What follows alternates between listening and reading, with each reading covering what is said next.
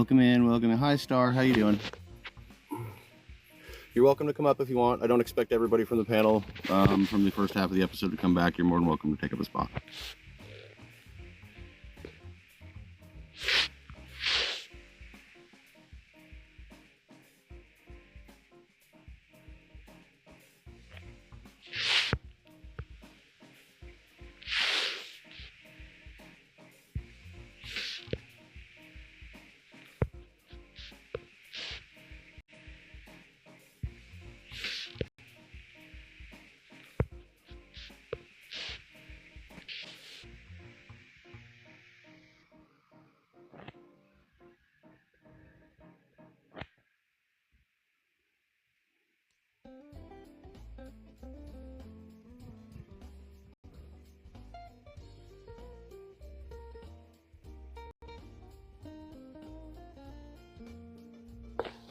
How's it going, Star? Good, how are you? Oh, ready to finish up the second half of the episode. Wouldn't mind sharing out to some folks and hitting the likes button. I'd really appreciate it. I can do that. Matter of fact, thank you for coming in. I'm going to go ahead and send you something real quick. Bam.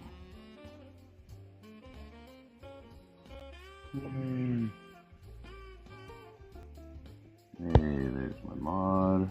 Come on up, hon. Oh, thank you very much. Come on up. No problem. Hello, Loon. Hey. Sorry, my phone was being slow again. They're figuring out the Wi-Fi. No worries. After the episode, I'm going to run around and try to find Keyboard Kid again, see if I can't get him this keyboard that I've been waiting to get to him. Startle, says Susan Bone. He's talking to me. He calls me Stargle. Oh, that's fun. As they should. Let's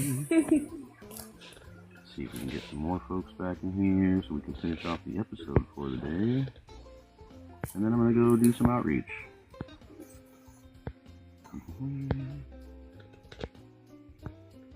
Bread and circus.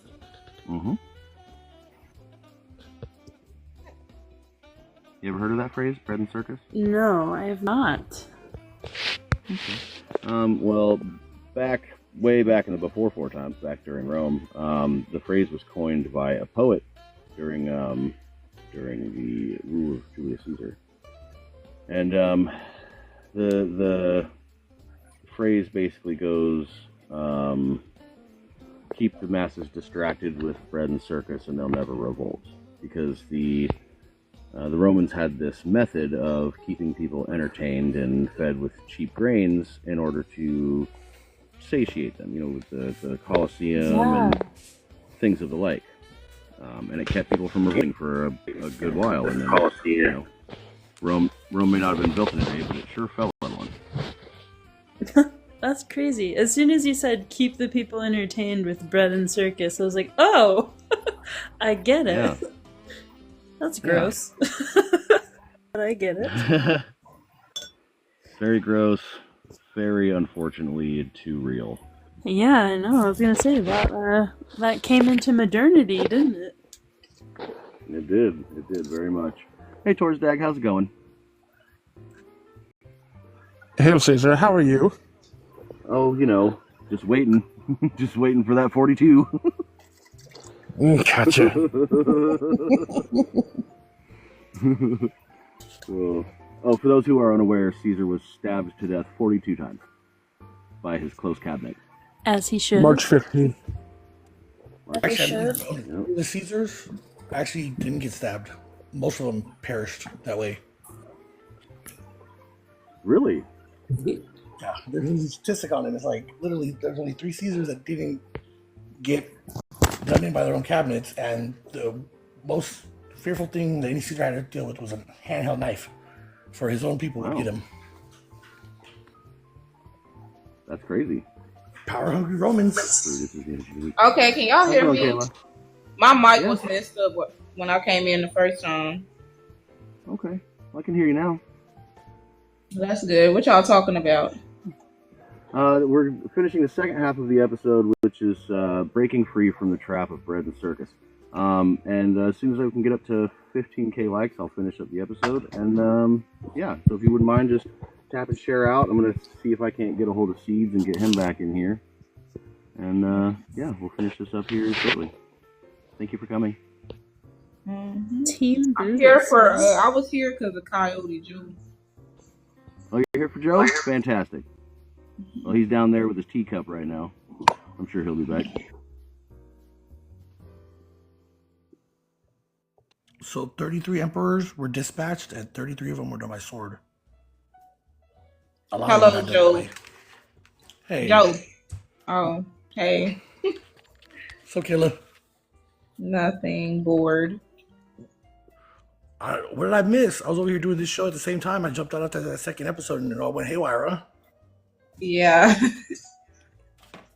Ooh. I was feuding, and I was on the panel tonight. And I hit my other one, and I lost your audio when you asked me one of the questions. But I was also in the Family Feud asking them questions. I was double running tonight. Ugh. Normally we're doing the panel, we're talking, but we're in break mode right now. Huh? Oh, we gotta get the numbers up. Oh, yep. Let me jump on Little Joe. Yeah, up on 15. Once we get to 15, I'll finish out the episode, focusing on how to break free from the trap of bread and circus. We're talking about the mob mentality today. Yes, talking about mob mentality today and media manipulation.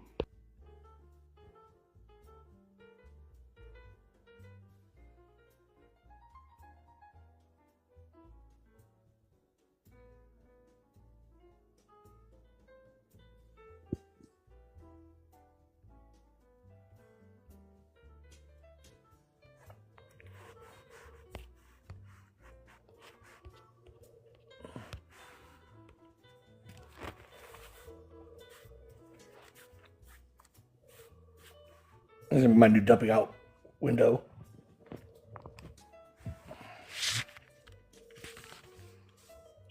Dude, sometimes my tapper will move and it gets all messed up. Like when my bed moves.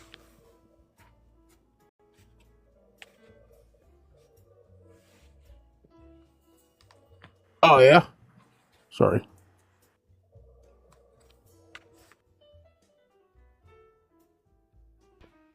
Torzdag, you good?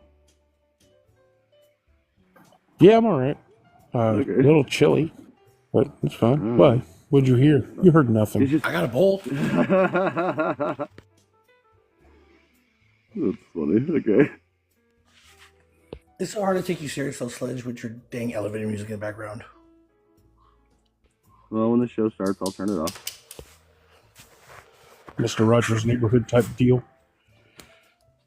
I just imagine you listen to like dubstep or like bass and jungle. There you go.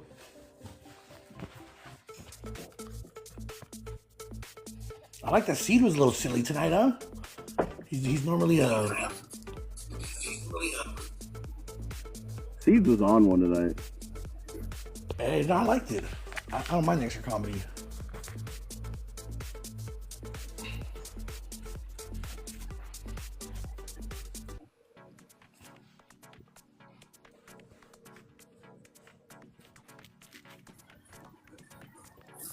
I can't say too.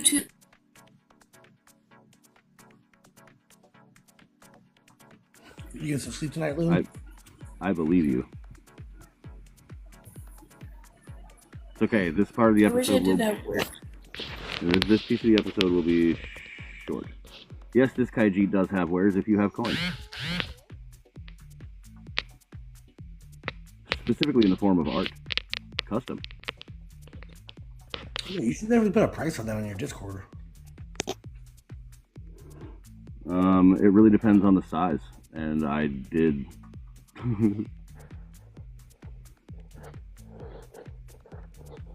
There's a whole breakdown of the different sizes of canvas and how much they cost in materials and shipping. And then my price for art is on top of that. Oh, I saw one of your unboxing videos today. Your art is gorgeous. Thank you. Thank you very much. I was really Bring it, no excited. problem. I was really excited to see that they had received it unharmed, which was really cool. The box was a little damaged, which I'm going to contact the company and be like, what the actual fuck? Because there's like a hole poked in it and shit. Like, oof. Ugh. They made me so fucking nervous, but it showed up with no harm. So Please don't try to invite Coyote Jr. or I'll have to cut his little finger off. Don't make me punish him. yeah, Are you affiliated with Coyote Jr.? it's his backup account. It's worth pushing our taps, okay? Listen, I don't play anything fair. I'm a criminal. And just because I'm reformed doesn't mean I still don't know how to be a criminal. Every person who's smart cheats. Oh yeah, host, do you What? want us to like if we're on the panel? I know some people don't want you to do that. Do what? Like if we're on the panel. That's why I'm Absolutely. not liking right now. Yeah, you can totally like Coyote if you're on the Jr. panel. is. Okay. Yeah, Stop trying the to do host that. can't Mess up like his the tablet. host can't like their own. The host can't like their own live because that'll send it into the shadows. But the panel can totally like. That's fine. Like, share, all the things. Why? Why, Loon? Why? I don't know what you mean. And since this will be a shorter run because it's the finish up for the first part of the episode, afterwards I will do some gaslighting of the internet to promote tomorrow's episode. Which, by the way, tomorrow's episode is understanding how time and attention are the only actual currencies we have.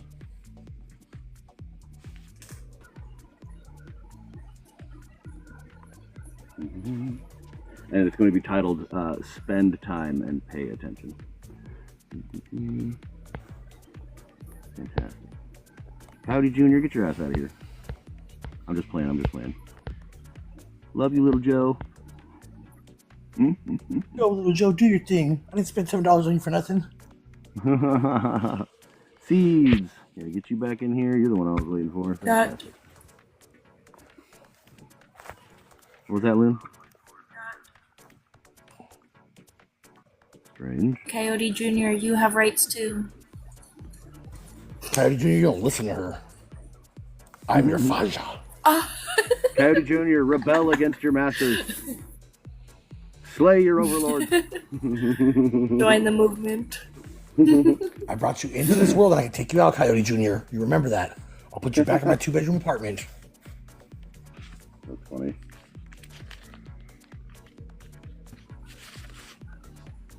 They're gonna come give.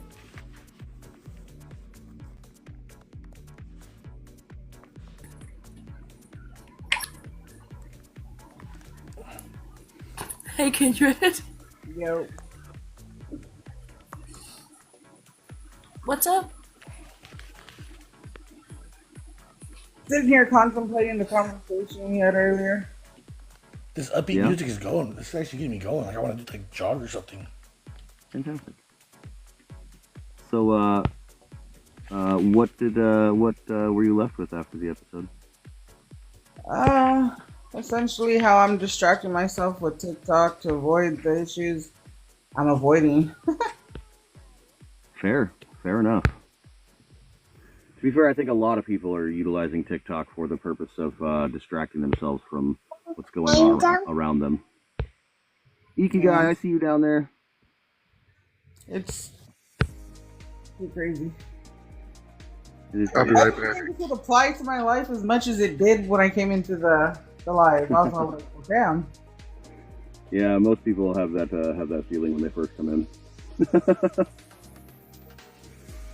It's okay though. Just because I bring it up and talk about it doesn't mean that I suffer from it any less than anyone else.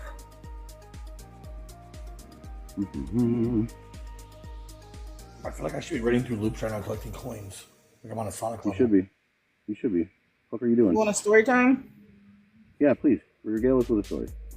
Well, in the beginning of January, my supervisor assaulted me, Oh, left me bruised enough that the cops considered it, what was it, assault bodily injury. damn. And I am currently on leave. And since then, I've really got into TikTok, and I've just been using it to like deal with the fact that there's just everything's going south, and it kind of sucks because I really like this job. But I also don't want to work with a man who's a jerk. Yeah. So instead of thinking about that nowadays, I'm just on TikTok. Fair enough. Just be careful because TikTok is incredibly addictive. And I also, dropped $40 in some guy's live just to see him get pushed off a building. It was funny. His little character. wow. That's a tiny guy. Well, yeah, it's just like tiny dinosaurs. I sent like a bajillion. Yeah, tiny him and he trips. Yep. Yeah. That's funny. Yeah, I kicked him a few times, but I make like a couple hundred coins doing like Family Feud every night. At least I used to. I suck now. I didn't make shit tonight. Well, I want to thank everybody for coming in. As soon as we hit 15K, we will be jumping into the action, as it were. Give everybody a donut real quick. I'm gonna mute up and start tapping. Thank you. Torstag, you hungry? Donut. What about you, Joe? You hungry? Feed me, Donut. Seymour. Feed me. I already gave you 100 coin stars. You should be nice and fed. Hey, Tina. I'm gay. Don't give me any more. Tina. Went to bed. Oh, she's not in here anymore. No, she had to go charge her phone. Okay. I don't know how people run this app without their phone being charged in. My secondary phone got so damn hot today when I wasn't charging it. I was like, oh shit.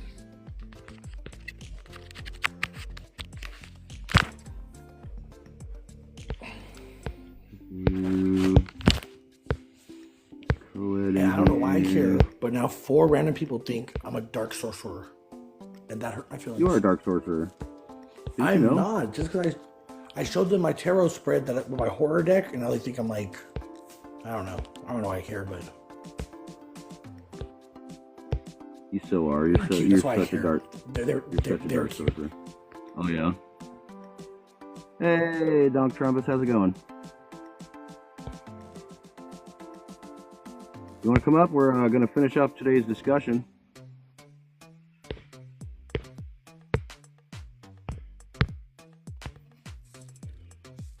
I haven't been doing any dark mage stuff, okay? I didn't do anything wrong.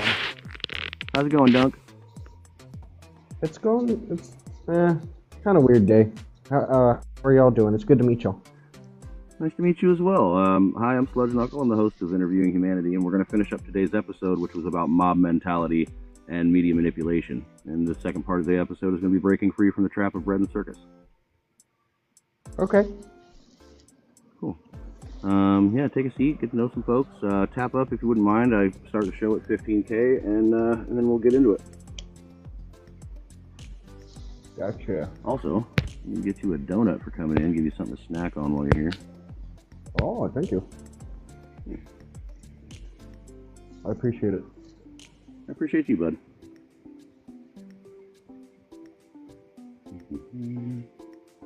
Also, hey, Haru. How do y'all know Star? Did she just stumble in here or what? Star came through in one of my gaslighting lives because I'll promote my episodes by gaslighting the internet and letting them know I have an episode coming up about gaslighting. Oh, okay, cool. Yeah. That was your biggest downfall. You shouldn't have done that. Now I'm just going to gaslight all your guests. Perfect. As long as while we're in the show, we're keeping things like forward moving.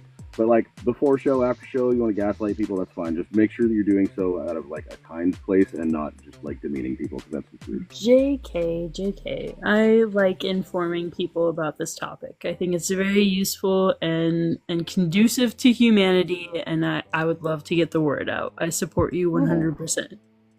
Well, thanks. It's important to know bud. about. That's true. I appreciate the hell out of you, bud. Hell yeah. I didn't know about it, and I kind of got screwed over a couple times. You know, it's like it happens. Torsdag, did you just virtue signal me? Do what? Oh, Torsdag, the person underneath, he's one of my good friends. He posted, he commented, virtue signaling, but he knows better. Okay, that's funny. Of the people you'll hear talking about activism, I'm one of the few that is actually boots on the ground doing shit, so. What do you do? I provide services for the unhoused and victims of domestic assault and trafficking. I travel around the country in a big green school bus, and I organize communities together and make sure that they are able to take care of their unhoused neighbors, and then I move on to the next town. Unfortunately, I've been in the same town that I'm in for almost 2 fucking years now. It's driving me absolutely insane, and I've watched too much death. So. Damn, that's really cool. Yeah, until you get to that last part. But yeah. Yeah, until you get stuck. But that's really cool overall. It's not so much that I'm stuck. I've been here by choice because there's been no forward momentum in getting people organized to take care of the unhoused out here. Because there's already a group out here that calls themselves Stop the Sweeps, but they are essentially just a glorified social club that doesn't really do anything but feed each other 4 times a week and then feed the homeless once a month. Oh. Oh. Yeah. Well, I mean, that's something. Yeah. Yeah. Okay. Yeah. They It's better decided they than didn't want to nothing. associate. They decided they didn't want to associate with me anymore when they told me that they were too burnt out to feed people more than once a month while I was out every day for 128 days straight doing hot coffee and supplies. And they told me they were too burnt out to do more than once a month, and I told them I was going to set their fucking house on fire. Nice. Jesus. That's why I What an like you. incentive. Well, you know, Oh. I don't really do good with excuses. Shit bugs the hell Well, out of me. you still sound like you're a net gain on society, so fuck it. I appreciate that. I think I consume way too much oxygen, but that's my own opinion. Not just from Yeah, mouth don't worry breathing. about it. Breathe through your nose. There's plenty to go around. I got a Breathe through deviated your septum, nose. man. Breathing through my nose is it's essentially impossible. You got deviated septum or something? Yeah, I do. Ah, shit, that sucks. I'm sorry. Too many So years of my do youth I. consuming substances. Well, not from that. Just from being born. Fair. Yeah, no, too many fights, too many substances when I was like in my teens and early 20s. So, That'll do it. And now my face just do looks it. like this. Ugh. But yeah, after When the you're show, I'm looking gonna at your go. socks, though. Get the fuck off my feet, bro. Yeah, once I'm done with the show, I'm gonna ride around town and try to find this keyboard kid who was set on fire a couple weeks ago, and get him a keyboard.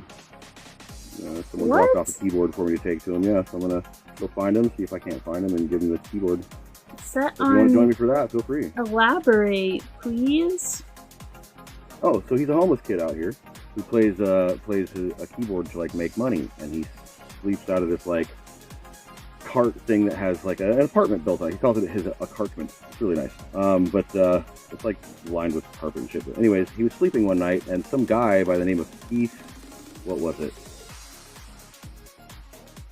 No, sorry, Larry Kaiser came up while he was sleeping and doused him in accelerant and started throwing lit matches at him. that's That's crazy. horrific. Yeah, that man got in more trouble for setting a dumpster on fire than he did for setting keyboard shit on fire. So, You're lying. no, I'm not. I generally where try to are make you a at habit out of again? not doing that. Oregon. No, yeah, that's Oh that's my Oh, God. yeah. Okay. Yeah. It's That's rough out there right now. crazy. Yeah. Matter of fact, I'll pull up the article. Hold on, just 1 second. I'll show you. Enhance. Remember when you said that last night? I said, "Well, dumpsters are private property." Which Good work. state was this in? Oregon. Oh my god, that's crazy because they have like crazy amounts of protections for people. In the big city, maybe. They used to have protections until Johnson v. Grants Pass got overturned, making it legal for cities and states to criminalize homelessness. Oh, okay. Wait, are they going the other way around on it? Legally? Oh yeah. That's crazy. Yep, it's bad. Loon's back. Come on in, Loon. Excuse me, goodness, I'm sorry, y'all. Hey, sorry it took so long. I don't know what happened with my phone. Like, I restarted it and then it shut off. And then turned back on for a while. So, yeah. Probably had That's to update. Nokia for you. While you're here, have a donut. Don't worry, it's vegan. I'm vegetarian. Well, perfect. That means it doesn't violate your diet. Even better. Are you guys talking about Keyboard Kid? We are talking about spitting Keyboard each Kid, other. yeah. Yeah. That's Yep. crazy. That's crazy. Well, after the episode, I'm gonna run around and see if I can't find him to get him this keyboard. So if anybody wants to join, they're welcome to. I know you have to work tomorrow. So.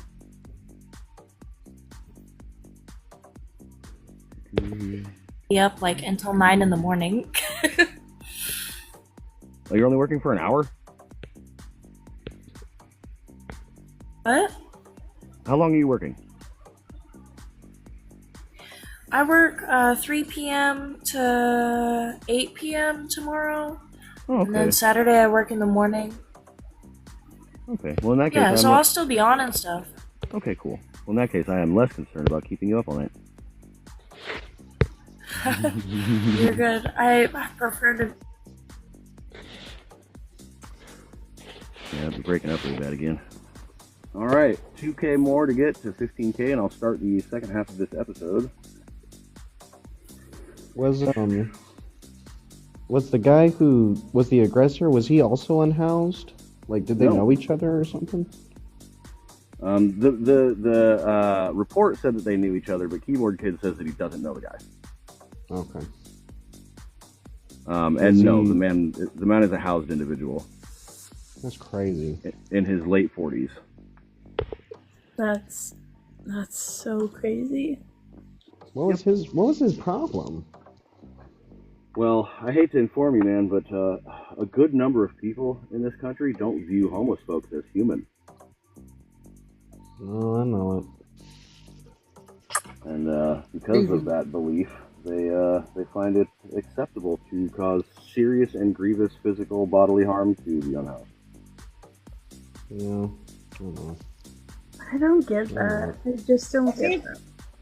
I think it's because I'm old, but my parents they took us out and we were expected to go and make gift bags or supply bags and take meals to them. You know, there was Well, it's never not an because you're old. That's Not- beautiful. It's not because you're old. It's because there has been a massive societal shift between even 15 years ago and today. That's crazy. But I do functions and places and stuff, and if we have leftover food, we'll pack it up and go deliver it. So like, You know what? That's basic human decency. You are welcome to join the basic human decency group chat if you want. I live way out in an ag town, but the closest like big town where we go to Costco and stuff is Chico, and they have like a pretty big, Oh, California, huh? yeah, pretty big homeless population, and just Are you in anything that we can give, we give to them. We like I don't know, maybe some college kids from time to time being shitheads. She goes up but- north, right? But other than that, we just, Yeah. I don't know. People here don't view homeless like that. People here are 100% willing to take care of homeless people. Then definitely What's don't go to crazy? LA. Yeah, In India, definitely not. They feed their homeless like 3 square meals a day or 2. And I think that's crazy that America, who's not, as bad off as India, can't do that for their people. Agree. Well, the thing is that America is not as well off as the propaganda and the media say that we are. We're just not. And the reason for that is because of, billionaires. They hoard massive amounts of wealth and don't redistribute it into society, and it has fucked the world. I think a big problem has a lot. It has a lot to do with the people in Congress. because they Well, of course, they if let they can be people get bought. away with so much shit. Hey, Like, Tala. in fact, I would almost say they encourage it. You know. Well, the thing is if you can be bought off by people with lots of money, then yeah, you'll encourage anything as long as you're paid for it. Yeah. Hi, Tala. How you doing? Do you want to come up and join the conversation? You're welcome to. We'll be starting here in 0.4K. Let's turn off this here ambient trance. I'm trying to get those taps up. No. I'm curious. I'm curious to hear what y'all have to say. Let me throw on some Annie Cap theme songs Sir, here. I am a professional idiot, so you should be me curious. too. I'm a freelance one. Freelance.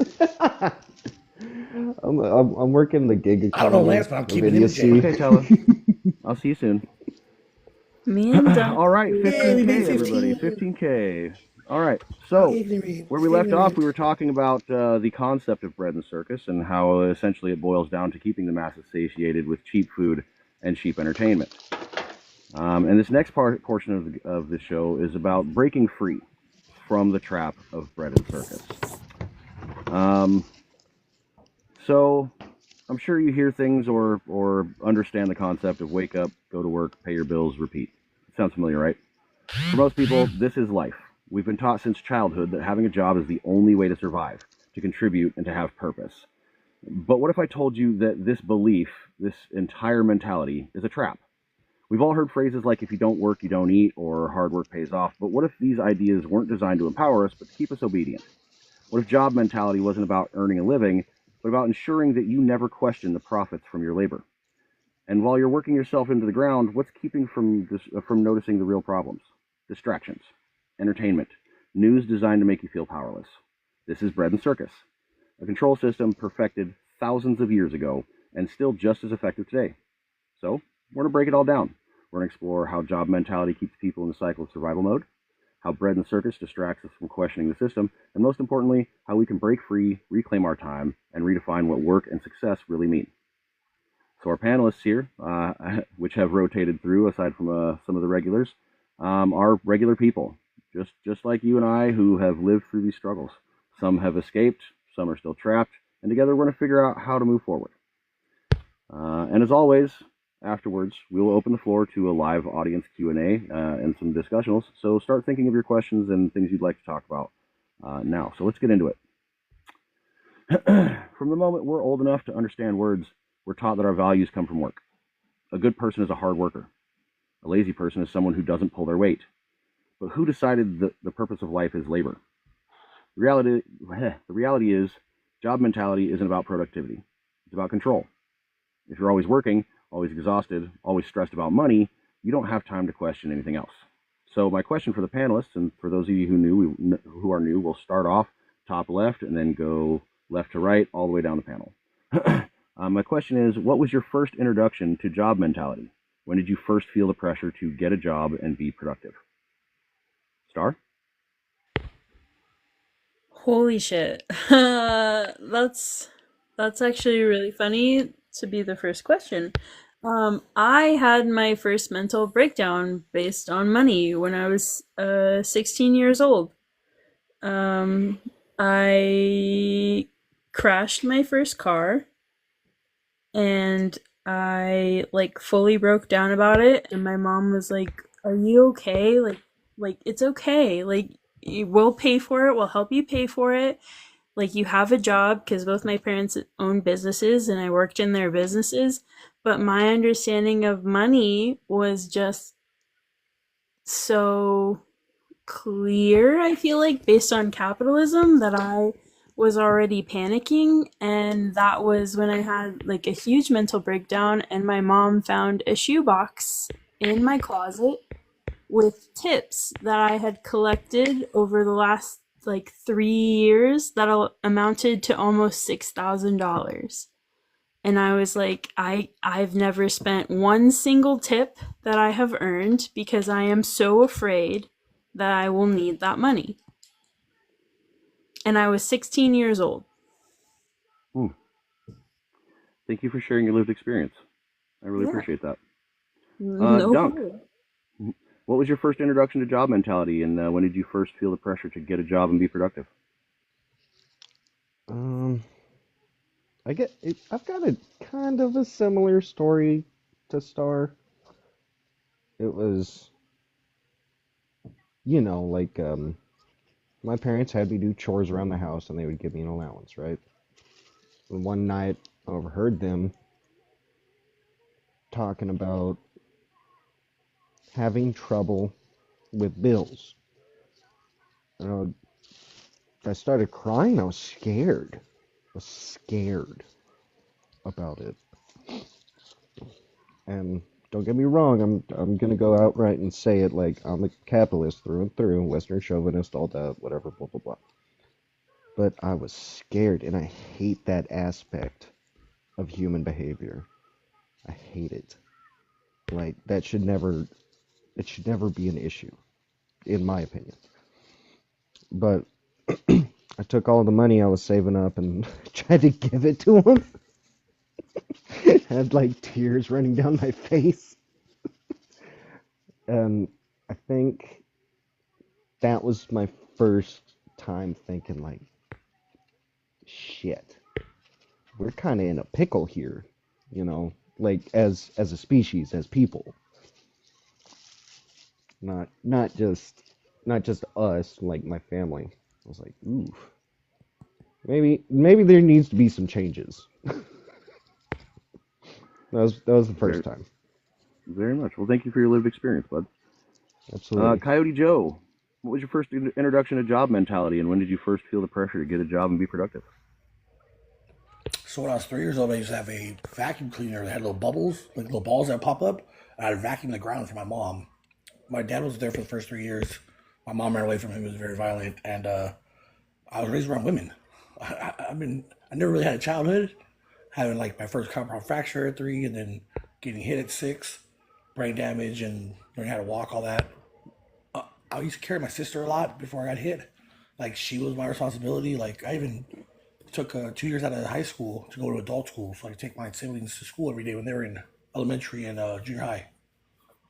I've always had a work ethic. It's one of the first things we learn. Thank you for your lived experience, bud.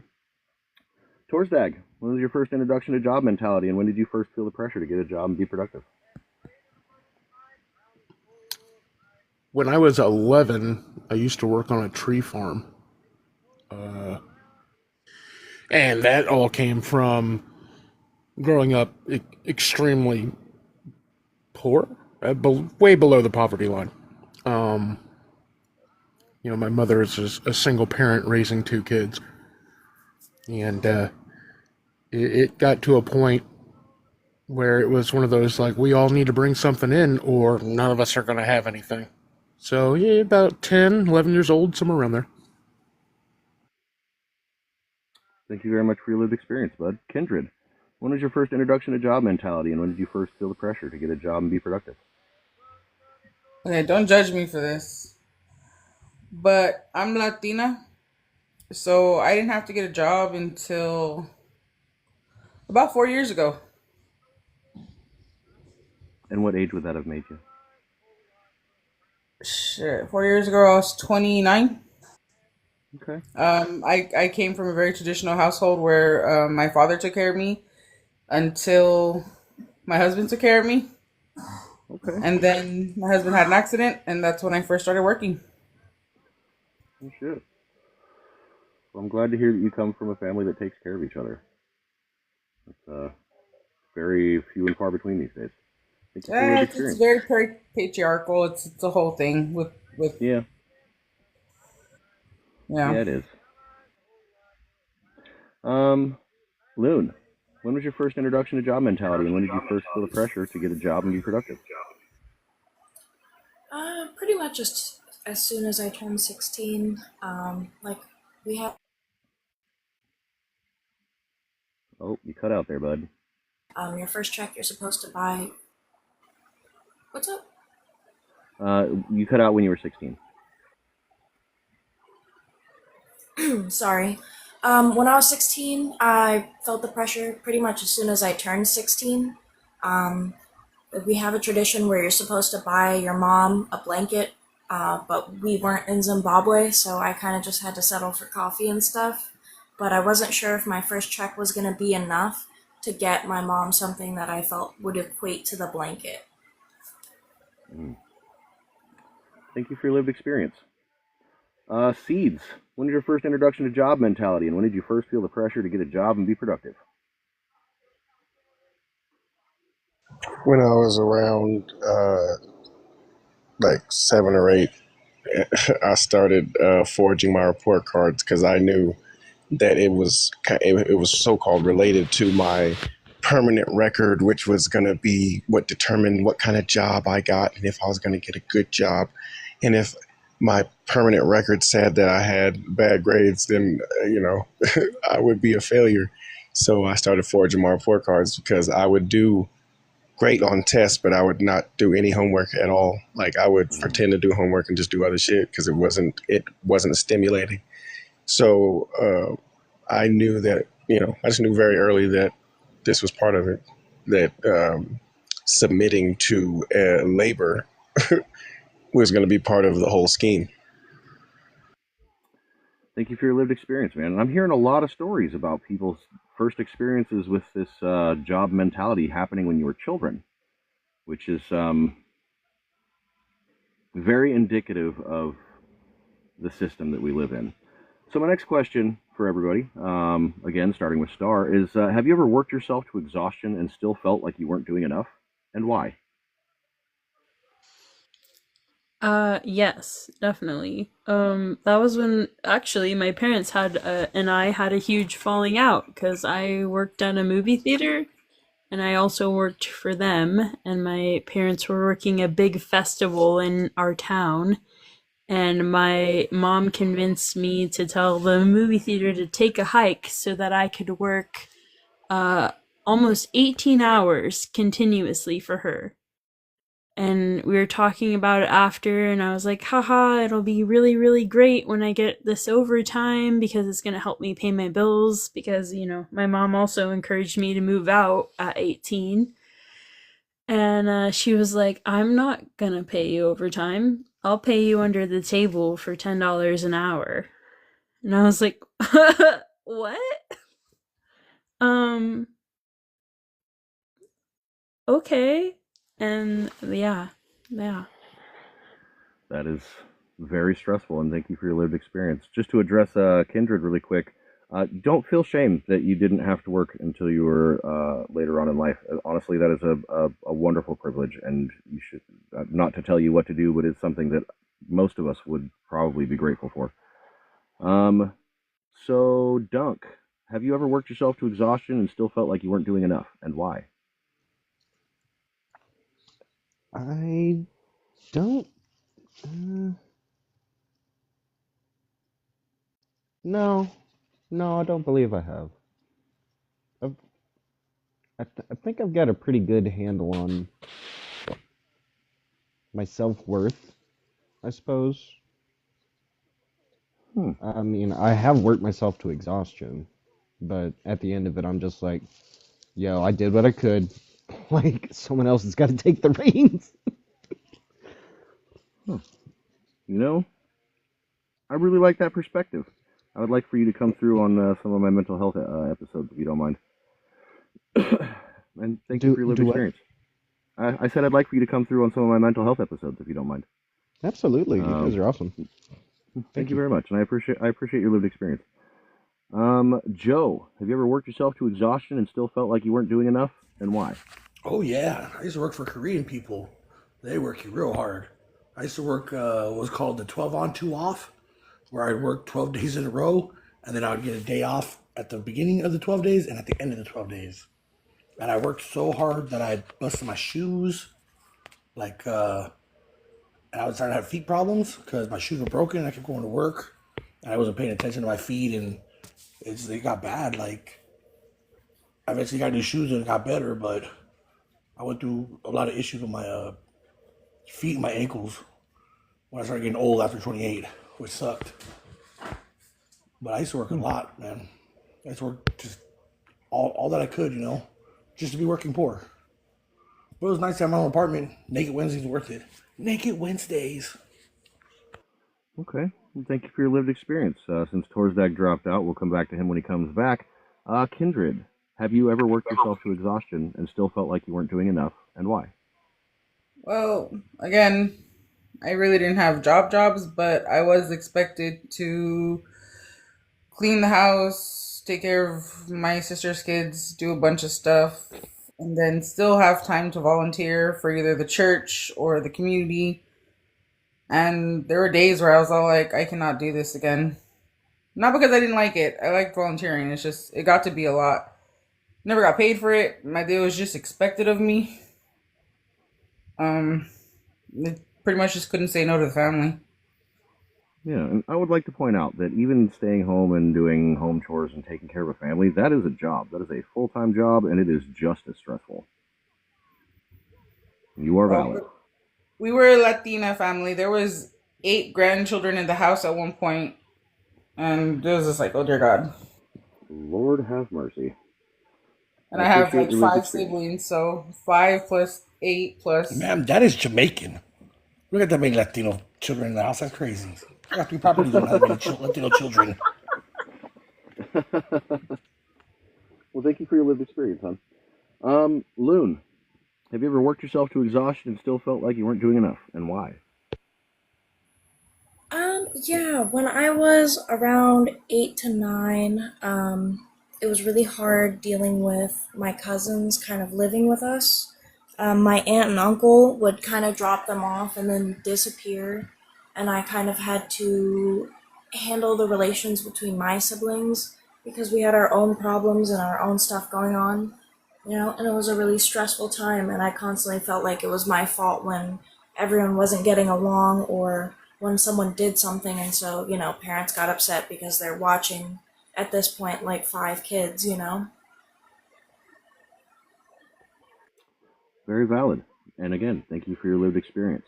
Seeds, have you ever worked yourself to exhaustion and still felt like you weren't doing enough, and why? Yeah, and it was one of the most beautiful times in my life when Hurricane Harvey hit Houston. The partner that I was with at the time, which was more of an activist partner than a romantic partner, the romantic side of it was just like, it was that we respected each other as activists and we were in close proximity, but we went out to Houston to provide assistance. We were able to raise $37,000 in 14 days. But over the course of that time, we were gutting people's houses. We were running around Houston and San Antonio and the Dallas-Fort Worth area, running supplies. We met up with more activists and more solutions-focused activists than I've ever come in contact with in person.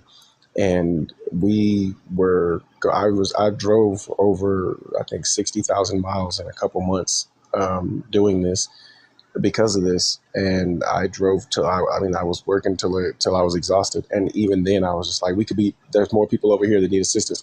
There's people over here who need their walls gutted out because they got mildew and we need to do this, and this. And it was the busiest I've ever been. It was the most involved I've ever been. It was the most useful I've ever been. And I worked myself to the bone, and I still felt like I wasn't doing half enough. That is a beautiful lived experience, and I want to thank you for it. Luke, Thank you. have you ever worked yourself to exhaustion and still felt like you weren't doing enough, and why? Yeah, I would say so. I worked landscaping, so it was like I'm in Texas, and it was like 105 outside. I guess I worked until heat exhaustion. It's like sweats, and then you feel cold, and then, like you get memory problems because you're just so hot. And then I guess just because it was like me and one other employee, I felt like I had to keep going instead of like, hey, can I get a break? And then I went into a heat stroke, and my whole face like started swelling, like just couldn't remember my name and stuff. But yeah, Damn. that Thank shit you was for sharing your bad. lived experience, bud. I appreciate you. Miss Al, thank you so much for the heart me. I appreciate you. Okay, so my next question for the panel, again, starting off with Star. If money weren't a factor, what would you actually want to spend your time doing?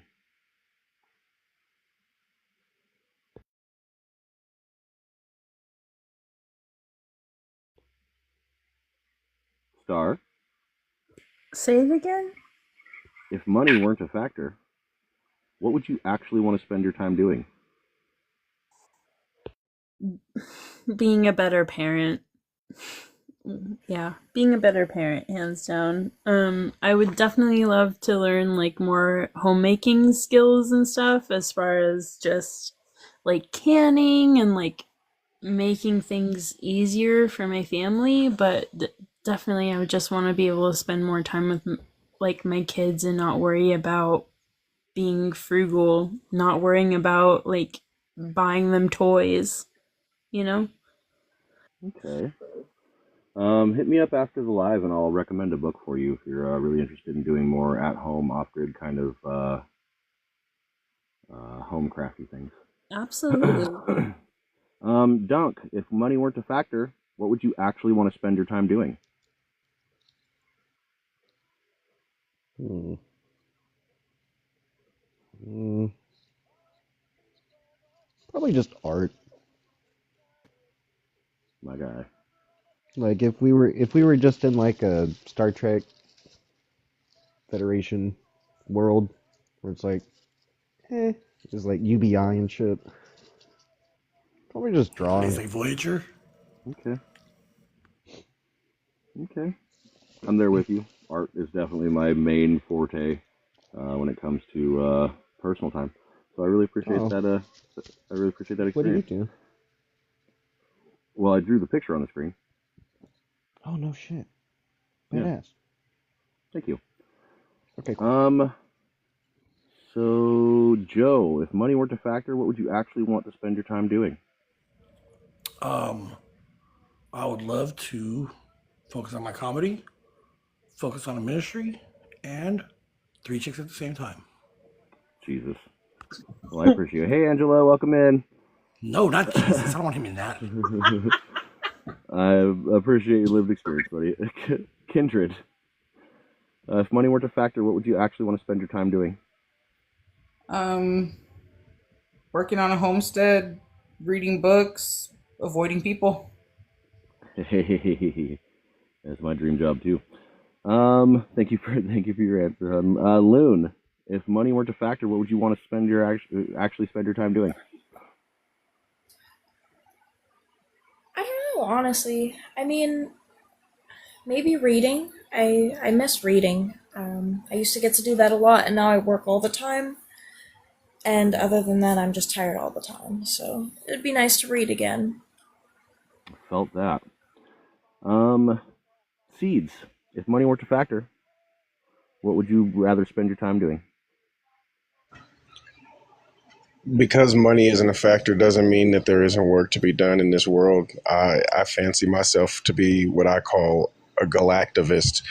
So there is injustice, there is tyranny, there is inequity, there is inequality, there is harm being done somewhere in this fucking cosmos. And I would be boldly going where no motherfuckers have ever gone before to snuff that shit out.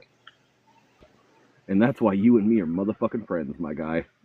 Man, I'm interested because I write. I've written a book. I'm already on my 38th chapter, and I'll be done before summer hits. But that's beside the point. That's like my hobby. Activism is my fucking career. Fuck yeah, get at me after live. I want to know what your book's about. Luke. For sure. Thank you. Yeah, no problem. Luke, if money wasn't a factor, what would you rather spend your time doing? Kind of like how Guy Fieri goes around and like cooks food and like tries food, but instead of like buying it from people, I just like give it to people. My guy. So it'd be like whipping up, because I went to culinary school and stuff, so I feel like it'd be dope just to go around and just have a traveling kitchen, I guess, and just whip up masterpieces. You know what I'm saying? What's stopping you from And doing let that right people now? money, Fair enough. money, You said you're in Texas? money, and yeah, What part? East Texas. I'm over here East in Texas? Winsboro. Yep. Okay. Get at me after the live. We'll see if we can't find somebody out that way who's got a spare food truck or something. Yo, that'd be sick. All right. All right. Thank you very much. All right. So this next segment is about how the bread and circus distractions keep us in line. So the Roman Empire had a simple way of keeping people from rebelling. You give them bread and circus, and they won't revolt. Bread for survival, circus for entertainment. You keep them fed and entertained, and they'll never notice the corruption happening right in front of them. Does that sound familiar? Today, it's reality TV, celebrity scandals, nonstop political outrage cycles.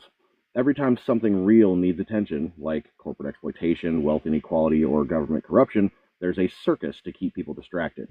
So my question, again, starting with Star, can you think of a time when a major issue was happening, but the media focused on a distraction instead? I can't think of like a particular issue, but I do remember noticing in high school, I think, like, do you guys realize the Kardashians, every time they have like a big uproar an episode, there's something crazy going on with Congress?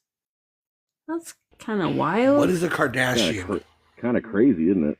Yeah, and then, I like started to really notice it lately with I would say in particular Kanye. Kanye, every time Kanye makes like a big scene and an uproar, it seems like something kind of crazy is going down in our government. Strange how that works, isn't it? What's the opposite of progress? Leave Yeezy alone. Congress. Yep. No, the fashion's not good enough to leave him alone. He's not a Watsi anymore. He's All autistic. right, yes, Leave he him alone. is. Leave him alone. No, he denounced I'm it. autistic He too. You denounced know it what? totally. That's not an excuse for being a Yahtzee. Anyways, continue. He Dunk. denounced Yahtzeeism. He denounces a lot of things. That doesn't mean that he doesn't believe in it. Dunk. He also wouldn't mind. denounced empathy. Yes, he did. Can you think of a time when a major issue was happening, but the media focused on a distraction instead? Absolutely. I think. I don't remember the last time I noticed it and I was like, oh my god, what are you guys doing? I'll just go with Kanye. But I will say the bread and circus thing. You guys aren't gonna like that I'm gonna say this, but I think it's probably the best way to go about stuff. Just because, it's only 15% of us, so they're self-aware. And I don't know if we can get the other 85% on board. So it's like, give them food, give them entertainment, and let them keep society running, Because I do care about them. Like, don't get me wrong about that. I care about everyone. I'm commanded to love all men. But... Well, my question to pose to you for that answer is... okay. My question to pose is, if you care about humanity, why would you want them to participate in this society? Not any society, just this one specifically, the one we have here on Earth right now. Because if they didn't, a lot of people would get hurt. And I know a lot of people are getting hurt already, but I think it would be worse. Does that make sense? You're incorrect about that, though. It wouldn't be worse. This is worse. Trust me. Go ahead and talk it out. Go ahead and talk this one out. Just take turns and respect each other's time. I actually would like for this discourse to happen. Go ahead. Okay. I just think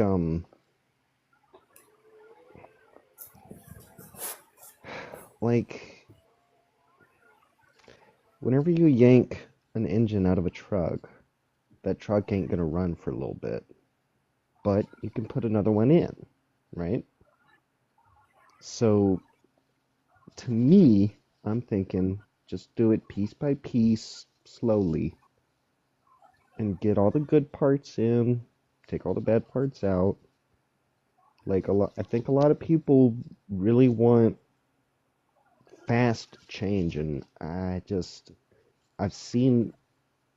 read about fast changes in societies, and I'm like, oh, that's very violent.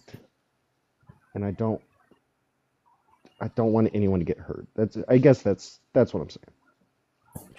Okay, in rebuttal, I will Well, use this as hold on because this was that he was asking specifically about me and him hashing this out real fast. The example I'm going to use is a burning house, and so if I'm going to say that I care about my roommates, my family members, whoever else lives in the house, if the house is on fire and the house by definition is crumbling and is just completely dangerous and hazardous for them to be in, how can I profess to care about them and then be complacent about their complacency to the fire? They're not. They're playing video games. They are, somebody's still using the restroom. Somebody's still in their room playing the violin. Whatever the fuck's going on. But the house is on fire and crumbling around them, and they are mildly aware of this. They don't think it's as bad, but you're aware of how bad it is. If you claim to care about them, you would not be okay with their complacency with that fire because that fire is going to unalive them. It's like very simple in that sense. It's like, this is a burning house. Martin Luther King even called it as such. This is a burning house, and it is not helping us to have the people who could help us put out the fire and build a new house be distracted about the stupidest shit that anybody could ever be distracted by in existence. I mean, it's not even a violin. The violin is actually a good thing to be distracted by. But no, it's literally fucking the Kardashians, Dougieing, the two-step, Lil Wayne, Drake. This is what people are choosing to pay attention to instead of the flames engulfing their house. So I just, in order to say that I care about people, care about man, and people, hopefully all people, women, men, everybody in between. Literally, it's not conducive to their health to be complacent about hazards and dangers. Period. I absolutely agree. It's not conducive to be complacent, but I will just say I think it's incremental changes because we've all seen what happens whenever us humans really go for it and try to change something real fast. Like it's there's never no casualties. I guess that's all I'm gonna say. That's all I'm gonna say. And and my rebuttal to that is nobody ever said there wasn't going to be, and I still contend that the amount of casualties during a rapid transition to something different would be minuscule compared to the daily amount of lives being lost and the amount of suffering that goes on in this system. Like it's just like people aren't weighing this right.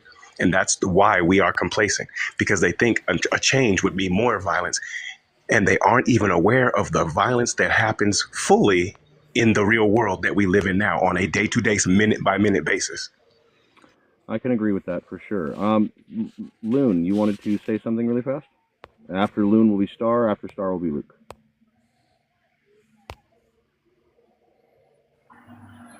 Okay, I think that's a great way to put it, and I think a smaller scale example would be just food. You wouldn't let someone you care about eat something with mold on it just because most of the time they don't believe you or don't check, you know?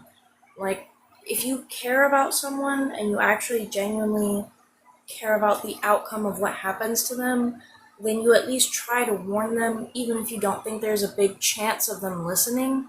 Because again, like in my example, you wouldn't let, say, your cousin eat a piece of moldy bread without at least being like, hey, there's mold on that, you shouldn't eat that.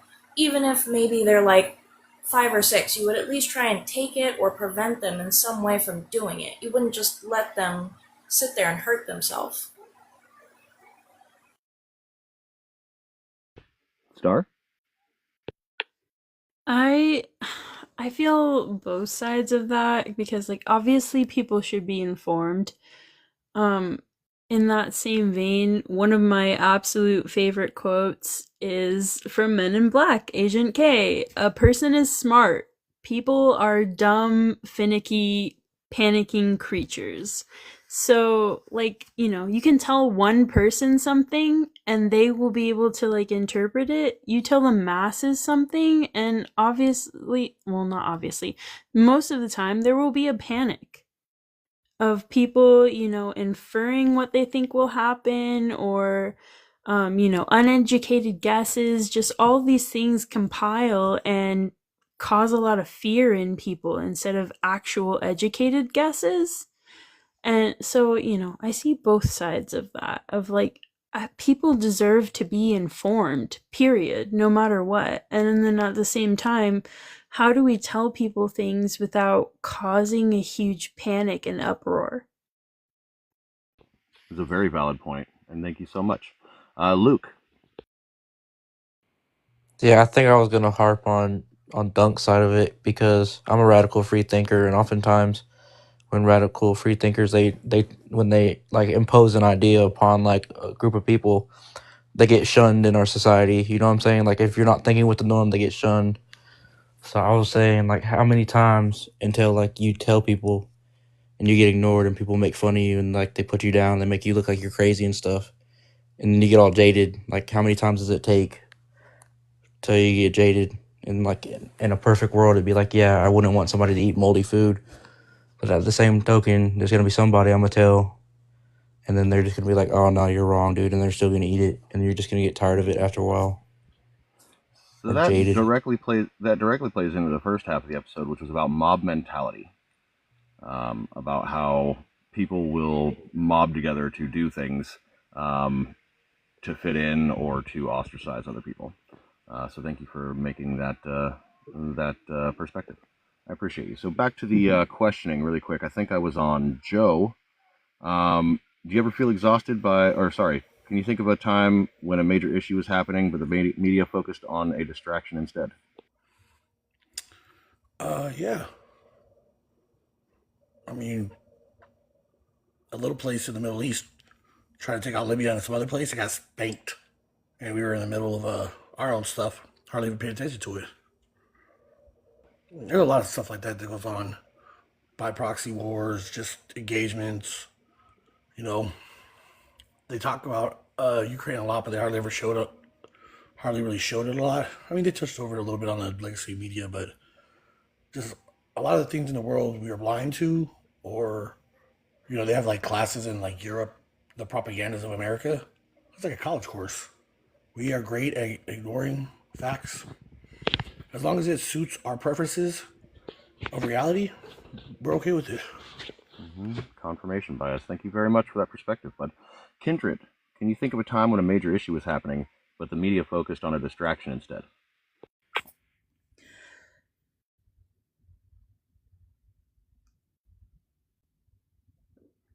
I really don't pay attention to media. I'm more of a book person. So That's respectful. yeah, I really don't like people keep mentioning the Kardashians. I know who they are, but I know nothing about them, so it's kind of hard for me. I know a couple of them have big tit butts. I think that's about it. Thank you for your perspective, and also keep up with the books. Books are a good option. Loon, can you think of a time when a major issue was happening, but the media focused on a distraction instead? I feel like a great example of that was the NFL halftime show. A lot of people made that only about the Drake and Kendrick beef, and it definitely was not only about that. And people just completely overlooked all of it, even though it was literally right in your face. That's a brilliant, brilliant example. It truly is. It truly is. And that is an exact example of the circus part of Bread and Circus. So thank you for bringing that up. Seeds, can you think of a time when a major issue was happening, but the media focused on distractions instead? Every NFL, every Oscar, every Grammy, every Golden Globe, every major movie premiere, every presidential election, every presidential debate, pretty much everything that comes across media is a distraction. I have a saying that I've been saying for about 20 years now, which is, the people who own this world pay $1 billion a second for you not to figure out who the fuck you are. That's it. This isn't about distracting the masses. This isn't about making the masses stupid or dumbing the masses down. This is about dumbing the individual down and dumbing and distracting the individual, because by definition, that is the masses if you get the numbers. So everything. I don't give a fuck. That last Geico commercial that everybody talked about for a week, that was one of them. You know, it makes me really confident in my awareness to realize that I have no idea what the fuck you're talking about when you're talking about a Geico commercial. I don't either. Oh. Oh, you know what? A perfect example. The fucking caveman Geico commercials, if anybody remembers those. I'm old. They're older, yeah. But that was a time period when everybody, hey, the funny Geico commercials, yada, yada, yada. But reality is, The Grey Poupon commercials? You have any Grey Poupon? Also those, yes. Every single thing you've ever seen out of a TV that didn't inform you of something that you knew was a valued principle or you recognized as a principle was something to distract you. Every last one of them. Mackenzie, you're gonna have to wait until after my show, hon. Thank you for that perspective, Seeds. I appreciate you. Yeah, Mackenzie, you're gonna have to wait until after my show. I'm in the middle of something. Luke, can you think of a time when a major issue was happening, but the media focused on a distraction instead? Yeah, I think this is a pretty devastating one. The airplane stuff that's been going on. Oof. That's wild, bro. Like, I'm telling you, like, I think after I read about that first airplane thing, what was it, like 8 more planes went down? Mm-hmm. Like, even though they weren't as devastating as that one that happened in that river over there, but like, some of them were pretty bad, and it's like, dadgum, dude. Like, this airplane stuff was getting out of control for, like, the last, I think it's like 2 or 3 weeks. Yeah, that's what happens when you fire the heads of the FAA. Well, thank you for that perspective, but I really appreciate you. I have one more. Go ahead. I have one more. Every Olympics ever. I mean, the Olympics be out of control. Even the one at 45? What about the ones with, like, the beds? They started off as being the circus aforementioned in Bread and Circus, so that's perfect. What about the ones with bobsleighers? The anti-humping beds? In 3 AD, the Olympics from 3 or 4 AD are still responsible for being totally a distraction. Yep, absolutely. That's because there's like man. flopping around. All right, so my next question for the panel, again starting with Star. Do you ever feel exhausted by news cycles and entertainment to the point where you just stop paying attention?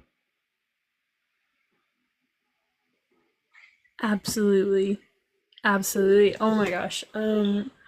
Since becoming stay-at-home parents in my duo, being at home has been really hard. Because I put on, news media and stuff not to feel alone while I'm with my kids. Because I don't know, anyone who's a stay-at-home parent with 2 little kids can understand, like, if you're just listening to your kids all day, it gets really exhausting. And you start to feel insane. So, I put on news and stuff like that to not feel so lonely. And I think one of the first times I did it, I really crashed out, and I felt I went into, like, a deep depression, and I ended up calling my mom and being like, this is happening and that is happening and blah, blah, blah. And, she had to be the person to be like, it's not happening to you. But after the fact, I was like, this is kind of happening to me, in a long-term roundabout way. And it's really exhausting to hear, especially if you're not listening to much else. Yeah. Thank you for your lived experience. Hey, Dunk, you ever feel so exhausted by news cycles and entertainment to the point where you stop paying attention? No, sir. I don't believe I ever have. What? I don't think so. I mean, I've been frustrated. Okay. But never exhausted by it. I really try to pay attention. I wanna know what's going on, just in case I need to relay that information to someone else. Fantastic. And I like your use of the term paying attention. It ties in directly to tomorrow's episode, which is about the concept of time and attention being the only currency humans actually have. Coyote Joe, you ever feel exhausted by news cycles and entertainment to the point where you stop paying attention? Oh yeah, my dad watches that crap all the time. I tell him, you gotta turn that stuff off, man. But he tells me, you gotta read. You gotta read. You can't watch video. Brr, brr, brr. And we don't get anywhere until we get like a little stoned and yell at each other. But you know, being a poor person, I never could pay attention. Can't afford rent and food. Yep. I don't got 2 cents, let alone common sense. Hey, Alex, do you ever feel exhausted by news cycles and entertainment to the point where you stop paying attention? Um, yeah, I mean, okay, I did stop watching the news. I do, unfortunately enjoy it now. Trump is back because I get to see the full Korean. It's like, oh, okay, so yeah, just rolling with I'm glad our all misery this brings you bullshit. entertainment, my Okay, let me friend. grab my popcorn. You know, that's how I felt last time. I never paid attention to the news until Trump got in there because he made that shit hella exciting. He's great at TV. People talking about he gonna start all this over Twitter or whatever. It's like every day is something new. I was like, wow, things move just so fast when he's in there. But other than that, no, I just have a disdain for it. And then when I found out, like, you know, they're owned, they're monopolized, and they're owned, and the Fairness Act or whatever was taken out, so it's a programming machine now. They don't show like the different sides on it. Bro. I don't know. I was never really interested in it. When Trump is in there, Trump makes shit interesting. So I pay attention to it when he's in there, because 2 months in, it felt like a whole series of shows I just watched. I was like, Yeah. But no, Okay, I Kindred, thoroughly thank you for dislike the coming. news. I like YouTube. I like watching calm down, well explained video. I can sit there and watch hours of YouTube videos of people that actually do the research and present that. Fair. Thank you for your perspective, bud. I really appreciate it. Yes, sir. Thank you. Loon, you ever feel so exhausted by news cycles and entertainment to the point where you have to stop paying attention? Yeah, honestly, it's only quite recently I've Thank you, Luke. even bothered. Oh, what? No, I was just thanking Luke. Oh, my bad. Oh, You're yeah, good. bye, have a good night. But, I only really recently started paying attention to the news again, and it's more so because everything that's happening, it's kind of like, you have to pay attention. You have to pay attention if you live here. There's no other choice. We don't have that option anymore. So, I've been exhausted by the news for a long, long time. But, I just can't afford to be exhausted by it anymore and let that affect my decision on watching it or not. Thank you for that perspective. I appreciate you. Seeds, you ever felt so exhausted by news cycles and entertainment that you had to stop paying attention? No, because of the entertainment part, I don't pay attention to entertainment. I only fuck with edutainment. And I use their media to inform me of their actual next moves, their next few moves, their actual plan, their actual things that they want me to think. Because if you know what they want you to think, then you know what they're actually doing. So I've always used the news as a way to measure how far along we are on the path to totalitarianism. And we are really, really along the path. Yes, we certainly are. And thank you for echoing my own sentiments. I appreciate you, bud. Okay, so my next question and final question for this specific segment is how do you balance staying informed without being consumed by distraction? Star? Oh God, I don't know how. I usually cry, honestly. Okay, that's fair. That's fair. I seriously struggle with it, and I literally have to tell myself to stop. I have to tell myself to stop, or I get overwhelmed and I legitimately, spiral. Fair. That is fair. Thank you for your perspective. Dunk, how do you balance staying informed without being consumed by distraction? Hmm.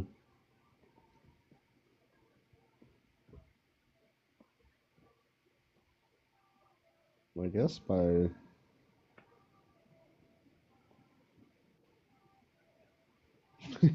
by just not going to work sometimes.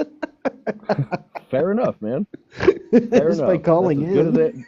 That's a good as answer of an answer as any. I I appreciate mean, you. sometimes I suppose it is a little too much, but I gotta know. I gotta know about it, and so I need to make time and pull my resources together in the right way so that I don't become unhoused. I guess that's how. All right. Well, thank you for your perspective, bud. Joe, how do you Absolutely. balance staying informed without being consumed by distractions? I get a lot of my news from outside sources, and I don't go through legacy news ever. I make sure that my sites have freedom of speech, and then I make sure that other people are saying the same thing. And if I hear too many of the same utterings, I gotta go check it out for myself. At the end of the day, you do the factual work and you get yourself a reference, and then that's good reporting. And I also get my news, like most idiots, from dumb people, like comedians. Fair enough. Thank you for that perspective, bud. Alex, how do you balance staying informed without being consumed by distraction? Uh, that is the battle I'm fighting, That is like the battle. But okay, some of um the ways I counter that is I try to understand history and the trajectory to help me see like what got holes in it or what's more concrete and whatnot, and the motivations behind it. Uh, Other than that, I also I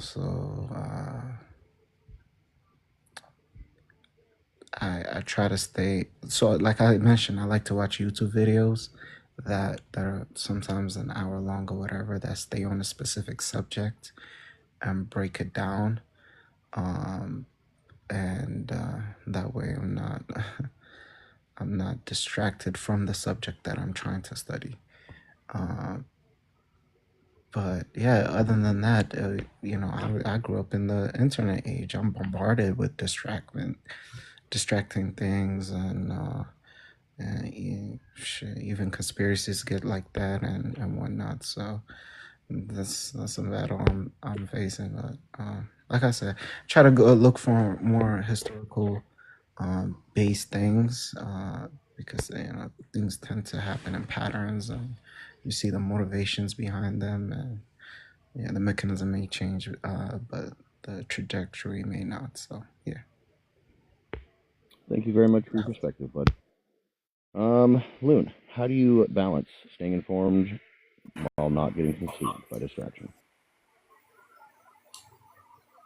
Honestly, I feel like the bigger issue for me is needing a distraction because I kind of tend to throw myself into it. And, I mean, it's important to stay informed, it's important to stay updated as much as possible, but it's also important to not let that put you into a depressive state because then you're still not going to be able to do anything. You're just going to kind of spiral a little. And so I kind of have to force myself to find nice distractions for in between so I can properly process all the new information without just getting overwhelmed. Okay. Okay. I can appreciate that perspective as well. Thank you very much. Seeds, how do you balance staying informed while not falling victim to distraction? Um, just putting the work in. Like it comes with being a season. If you're doing the work, sorry, if you're doing the work intentionally, then your intention is focused. If you are focused, then you're applying a methodology to your engagement with these materials. And when you do that, you are able to, again, apply principles to be able to understand. For instance, I gave an example earlier. I don't know who was there for it, but I heard a news broadcast one time, and it said, ex-con saves little girl. It didn't say, man or woman or other saves little girl. They had to inform you that this person was an ex-con. It didn't say whether they were actually guilty of the crime that they went to prison for, because that information was irrelevant. They were telling you that these people are usually horrible people and they're criminals and we should be afraid of them. But this guy is a good one. It's that kind of like how they treated black people, how they treat black people.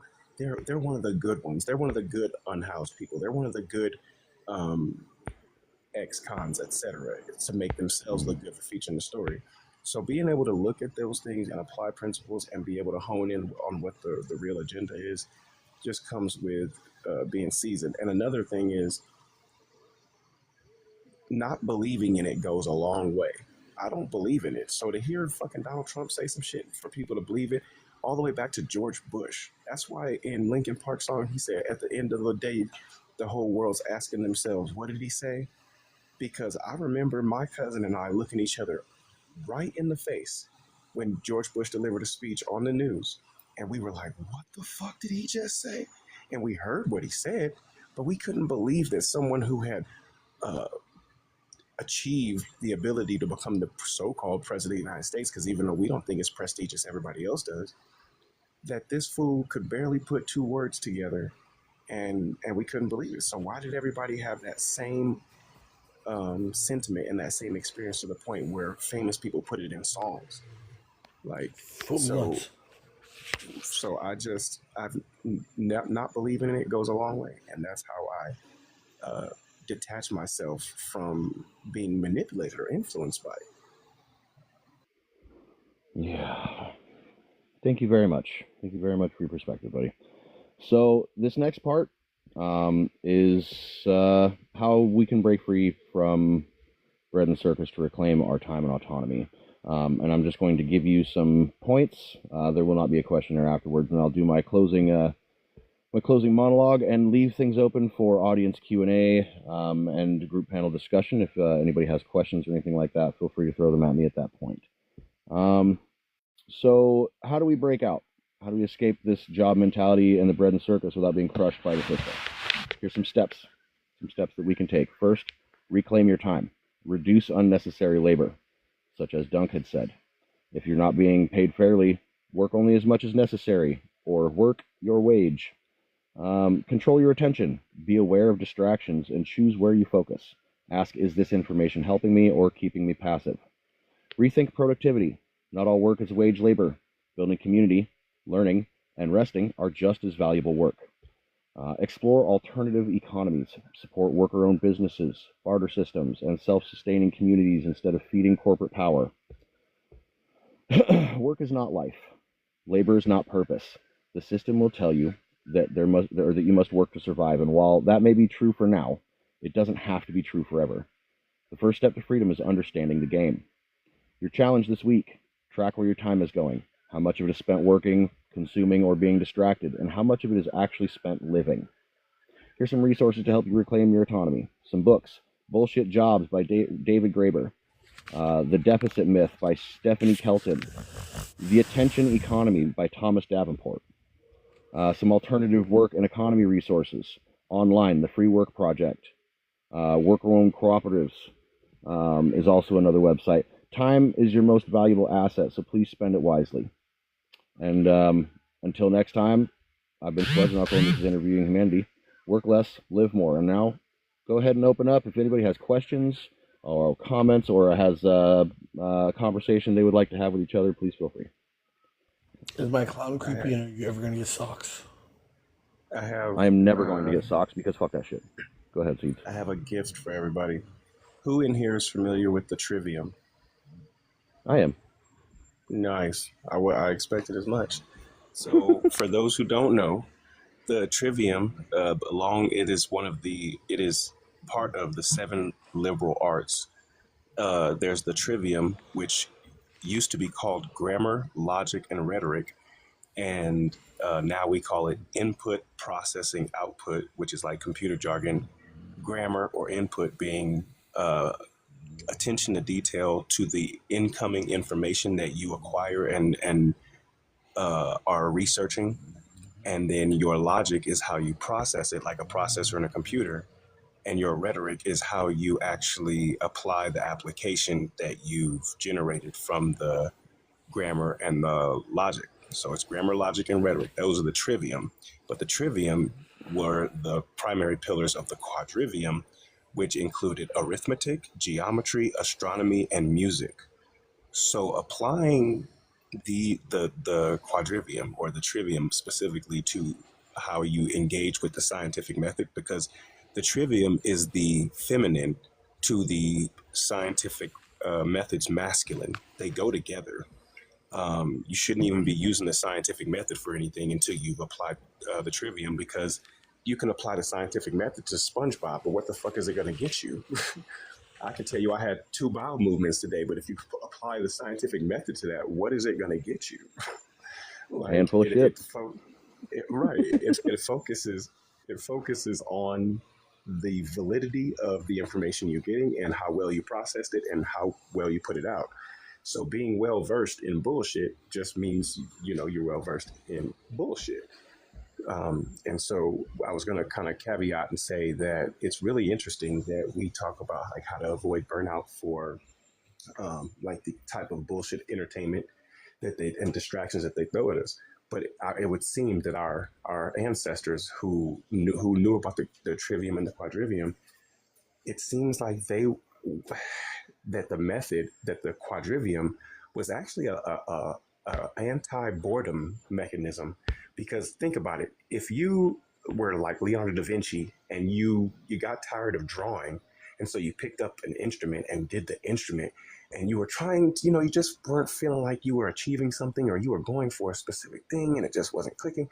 After you go through the other parts of the quadrivium, arithmetic and music, etc., you would probably generate, through the stimulation of engaging in those practices, you would probably generate answers and solutions and interests to other things, to each other. They would build on each other. Your love of arithmetic would build your ability in music. Your ability in music would generate more appreciation and understanding and vivid experience for your engagement with how you use arithmetic.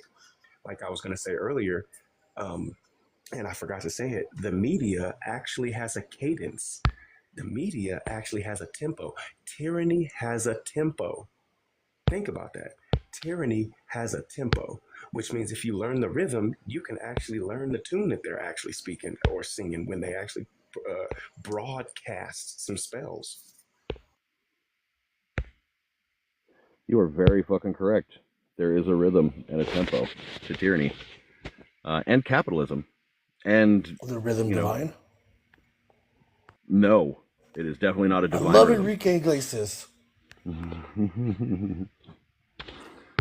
But thank you so much. Just so everybody can get, if anybody has like a pen or something like that, they want to write some things down. I have a few more books to throw y'all, just for some educational resources.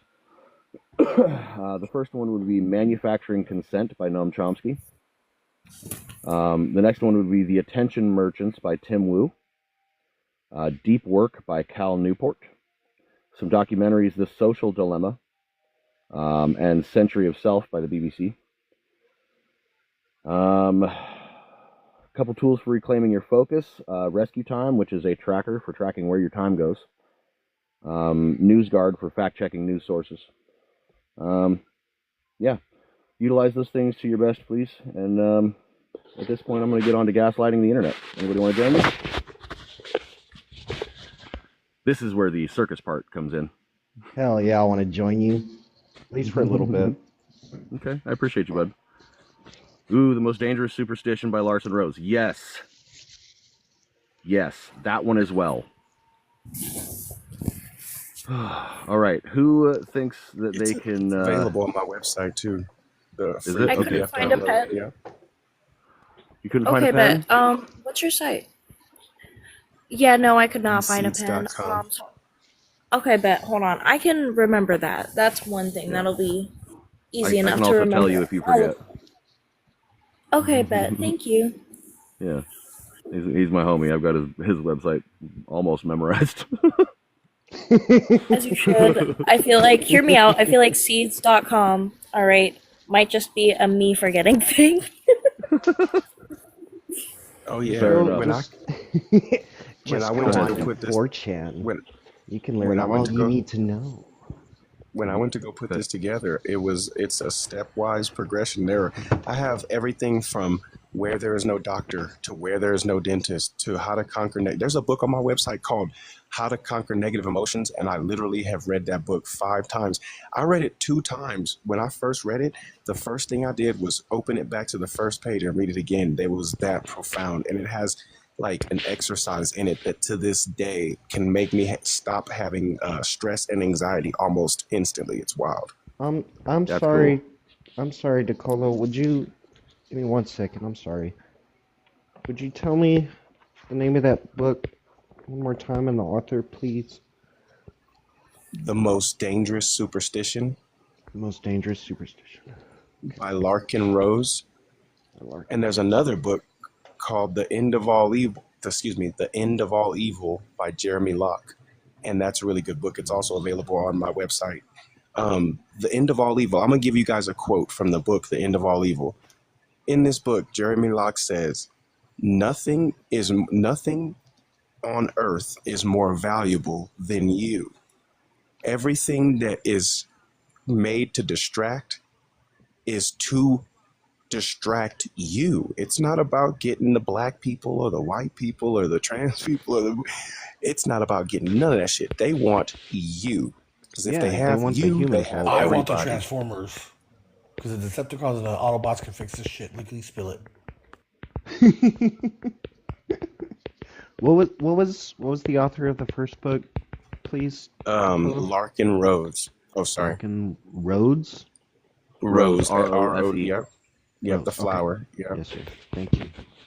And those 2 books alone, and they're sectioned up. So the books that are about survival, like out in the woods or having, telling you about different herbs and plants that you can eat in the woods, it's listed in there as in survival books. And then the other ones are natural law books, like the one about The Most Dangerous Superstition. That's about government.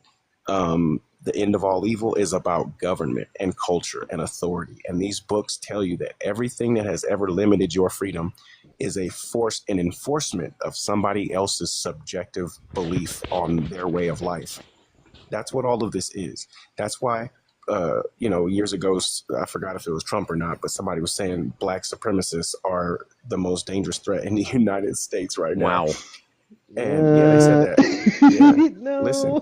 Oh, He actually said that? Yes, it was on the news. No, It was, that's not what I meant. That's not what I meant. I wasn't saying that wasn't said. I was saying, like, right. It's unbelievable. that's wrong.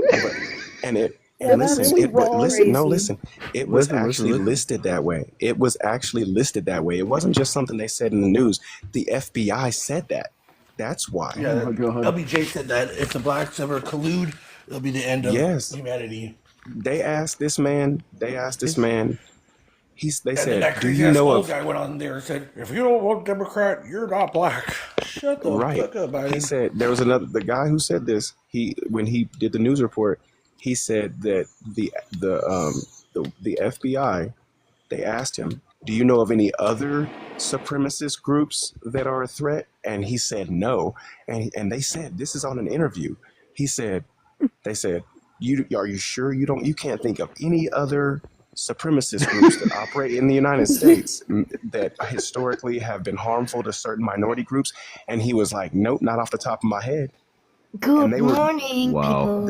This was a Senate hearing. This was a Senate hearing. That's yeah. That's DeColo, what was insane. the second book? I don't understand how people can sit there and literally not know history. The end of he knew With their the whole end chest. of all evil, right? The End of All Evil by Jeremy Locke. By Jeremy Locke. Is that like L-O-C-K-E? L-O-C-H. No, L-O-C-H-E. Oh, okay. We're just we're handing out resources right now. Write down evolvingseeds.com because that's where I have all these books listed. They're in the free seed section. In fact, yeah, this situation, this idea that we can keep imposing our way of life on people, I call it, I've summarized it as authority vested in strangers. That's the problem, summarized to a sentence on this planet. None of our ancestors had that problem. They all had a quote unquote guidance or leadership vested in people who lived right next fucking door to them, in earshot. Oh, You know what I'm hey saying? guys, I gotta go. All right, Thank bud. you for Thanks for talking coming with in. me. Y'all have a great Yeah, night. thanks for Sure, coming in man. and Be sitting through safe out there. the Okay, conversation, bud. well, it was great meeting you. It was great meeting you. Check this out. I'm going to give you a brief list. Natural law and sovereignty and survival, natural law and civil conduct, the Kybalion, highly recommended. How to conquer negative emotions. Aquinas on liberty, one of the most profound documents on why you have value ever written. Thesis on natural. Okay. Thomas Aquinas is also what American law is based on. The theory, Okay. the so-called theory of natural law. It's actually not a theory. It's actually very provable. Thesis on Natural Law and the Science of Morality, Global Sovereign's Handbook, which means global above rule, because that's what sovereign means, not sovereign citizen. Sovereign just meaning above rule. It explains why nobody can rule you, which is the summary is the reason nobody can rule you is because you don't have the right to rule anybody else, and we're equal under the law. So if we're equal under the law, how mathematically could we rule over each other if none of us have that right as individuals? The Four Noble Truths. This is an ancient philosophical text from the East. Philosophy of the spiral activity. Philosophy of spiritual activity. Rights of Man, highly recommended. The Grape of the Mind. Let me say that again. I've read that one. It's available right there on the website. Be Right or Go Wrong, The Tree of Life, Introduction to the Kabbalah, The Most Dangerous Superstition by Larkin Rose. And it goes on, it says, Everyday Anarchy by Stephen Molyneux. Stephen Molyneux got clowned right off the fucking stage, but he still had some good shit when he was up there. Then there's a section that says, Health and Wellness, Rawsome, Alkaline and Acid-Forming Foods, Herbal Remedies Made Simple, Natural Antibiotics, Antivirals, Healing Herbs, Identifying and Foraging, Garden Allies to Cherish All Life. And it goes on and on and on. I got about 100 books up there. Fuck yeah. By the way, everybody, if you're not following Evolving Seeds or evolvingseeds.com, you can follow his backup account right here, dkalakan.com. And they've got an entire list of really good and useful resources, and they feature different mutual aid workers and community organizers on their page, along with many other great and engaging topics. So please give them a follow. Really appreciate you. Hey, Annika, how have you been? Oh, I'm good. I'm Good a to little see you. bit. You having a good day? I just woke up. Okay. I'm sorry you're not feeling good. Well, I'm not feeling for a month. I was on antibiotic for 2 weeks of 20 days, and now I'm off and I'm starting to cough again. Oh. You got bronchitis or something? No, I just have What's the wrong? flu. Oh, is it the bird flu? Yeah, I think. Fuck. It's in my system for 5 weeks now. Oh my god. So I'm so. Blah. Are you isolating? Yeah. Probably a good idea. That sucks. I'm so sorry that Wait, you're not what's the feeling great. difference between bird flu and regular flu? Bird No, flu kills all the birds. Kills all birds, and the regular flu kills half of the people. Yeah, the bird flu is the reason why we've got really expensive eggs. Oh, okay. But people can get bird flu too? Yeah, Yeah, actually, there was it one- jumped the species barrier earlier There's this year. one person who died from the bird flu. It's more than that. Oh. Hey, Mackenzie. Yeah, it's definitely more than that. Maybe I have the bird flu. It's going around. It's rampant here in the United States. Oh, by the way, measles came back. Oh yeah, no, I heard about that. Like, literally, how do you bring back an extinct disease? Because people don't get vaccinated anymore. I know, that shouldn't, hear me out, that shouldn't be legal. It shouldn't. It shouldn't. I feel like once... Well, freedom of you choice means take freedom of ins- choice. Period. Yes, it is, but You're right. you know, I'm not agreeing with COVID vaccines, but I think polio and measles and Oh yeah, smallpox, polio's back too. yeah, because Yeah, if you, that's my thing. It yeah, starts to infringe on other people's rights at that point. It's not the same argument where it's like, you're doing what you want and is best for you. At a certain point, unless you have actual medical reasons you shouldn't be doing it, you're just putting other people's kids at risk, their families, and at some point the entire country. And it's literally being proven with the measles coming back. Yep. Okay, I have to let me articulate Go ahead. this because Go ahead. that in and of itself is still not the argument. The argument is if we are imposing. See, let me start it this way. We don't live in a world where we trust the source of the vaccine. If I lived in a resource-based economy, if I lived in a Star Trek type of world, if I lived in a place that valued science over belief and science over politics, then I would readily be the first person to take a vaccine because I would know that that vaccine was developed for the betterment of mankind, not to put money in somebody's fucking pocket. It is completely delusional to sit here and not trust a government and its scientists and corporate government and capitalistic scientists, quote unquote scientists, with the cash sign for the S instead of the S for science.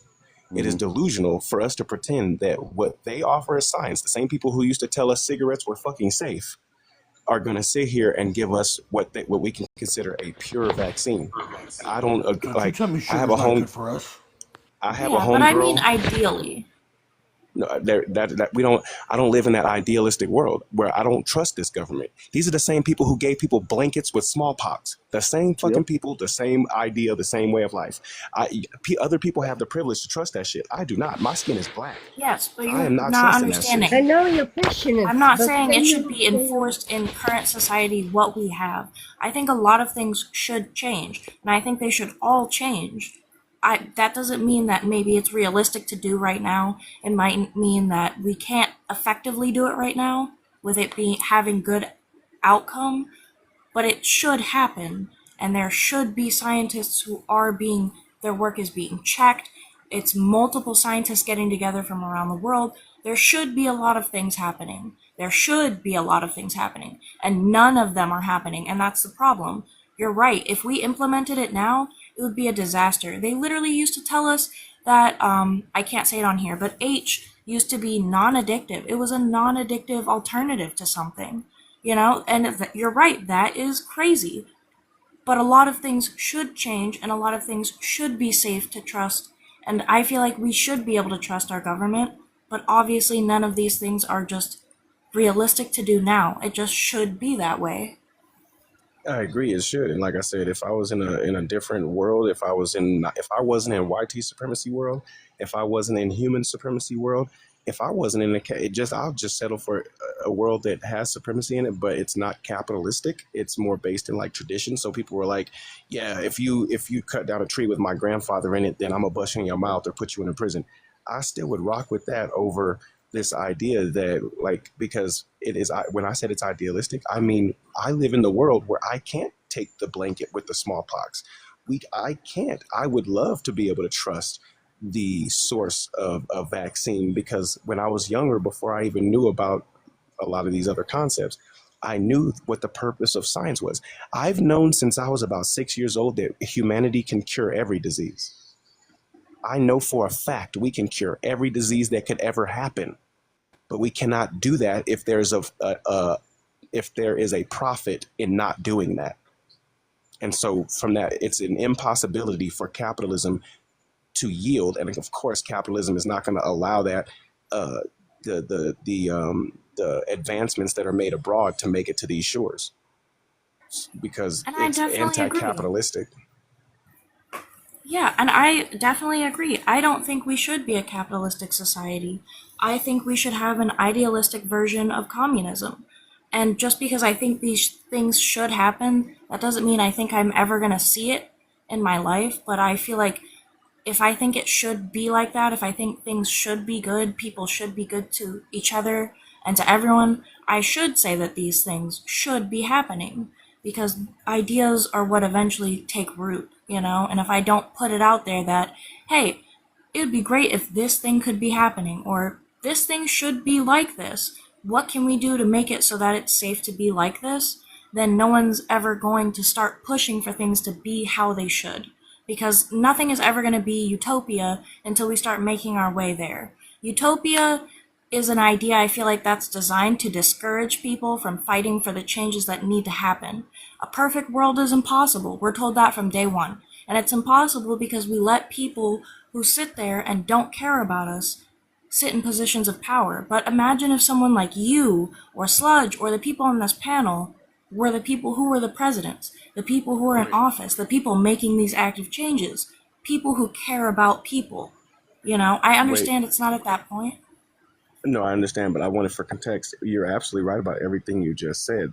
The reality is, the people who came up with the word utopia were Greek. And in Greek, utopia meant no place. It means no place because you're absolutely right. Well, you said utopia is only impossible because people think that it's impossible, but that's not the only reason it's impossible. A utopia is impossible because the moment you achieve a quote unquote perfect society, the moment you do anything else, anything else besides whatever it is that got you to that perfect state, you will immediately not be a perfect society anymore. Because if you're changing, you're not perfect. If you were perfect, you wouldn't be changing. So utopia is not possible because it's a metaphor. It has always been a metaphor for your grasp should exceed your reach. You should always be reaching for something that you should always be working toward and reaching for something that is a little bit outside of what you're actually going to be able to achieve so that you actually achieve all of what you're fully capable of doing. So my viewpoint on perfection is that perfection can only be found in chaos. And the reason for it is because chaos is the only thing that's actually perfect. And that is my theory on why existence exists in the first place. Because if you were let's say a creator force or a source, let's say a god, if you were a god, how could you evolve? What would be the point of existing if you could never do better? And if you were a god and you were perfect, how could you do better? The only way you would be able to do that. I would explode myself into chaos so I could experience myself from multiple different standpoints over a long course of what is known as time. Not even not multiple perspectives, infinite perspectives. Yeah. Infinite perspectives. What's up, DJ? The reason I think... Oh. I was just saying hi to DJ. That's. Oh, I thought somebody came up and I was just glitching. My bad. No, I was gonna say, the reason I think utopia is possible is because no one is the same. So if we are all making the compromises that are comfortable and actually good for us and actually make sense instead of, say, giving millions and trillions to billionaires because, you know, why have food stamps for the people who need it if instead it's compromises like, okay, maybe we don't get as much free time this month because, oh, a dam broke, we need to fix that. You know, there are compromises in everything, but everyone is different. So that utopia ends up being everyone's best version of as perfect as they can be. And I feel like an actual utopian society is everyone trying their best to achieve what is best for everyone, aka perfectionism, and maybe not quite getting there, but constantly evolving and changing to further meet needs as new needs are discovered and new needs pop up. And that would be a true utopia. So that is possible. The utopia is possible because of exactly why how you explained it, but perfection isn't possible. Utopia is possible, perfection is not possible. Yeah, I don't think possible. like the... Oh, sorry. No, you're okay. I was just saying I think they're both possible. Hey, it's my favorite blind lady. Hi. Hey. How you doing? Hey. Yeah, not too bad. Not too bad. Seeds, if you're not following Undefined over here, you should. She's amazing. She wants to help us get supplies for the blind here in the States. Yeah, follow me. I'm blind. Unless I tell you to follow me in real life, in which case I don't know where the fuck I'm going. You're better off going the other way. And she's an amazing human being who lost her sight from an unfortunate incident in her sleep, and she wants to help us get gear for the vision impaired here in the United States. We're actually working on coordinating getting a load of all kinds of stuff out this way, actually. And I know that you're in Colorado, Seeds. The unhoused population out there, are there many folks with vision impairment? There is. I'm not going to say that I have a full understanding of how many, but I would argue that if it is, the vision impairment isn't as. I think it'd be like a general vision impairment. Like they're still. It limits them, but it doesn't limit them to the extent that they need like canes or glasses. It's like dramatic. A vision deterioration from old age, from whatever. But there isn't, as far as I'm aware, I could be wrong, but I'll look it up. In fact, I don't think, especially as far as the unhoused population. With regards to the unhoused population, I think it's. I'll look it up. In fact, loud. Echo.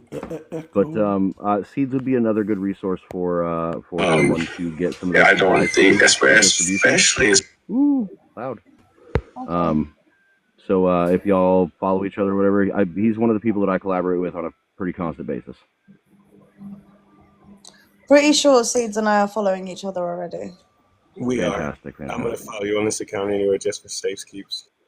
Oh, and you've follow got another DJ too, 'cause account. that's her husband. Yeah, he's on DeColocon.com. Damn, did I fall asleep? Somebody breaded Loon out. Loon, you're a little chicken. You got breaded out. Hey, look at that. You got 200 followers now. Sludge. Congratulations. Yes? I wasn't talking to you. I was talking to him. I know who you're talking to. How do you know? You can't see who we're talking to. You're talking to my husband.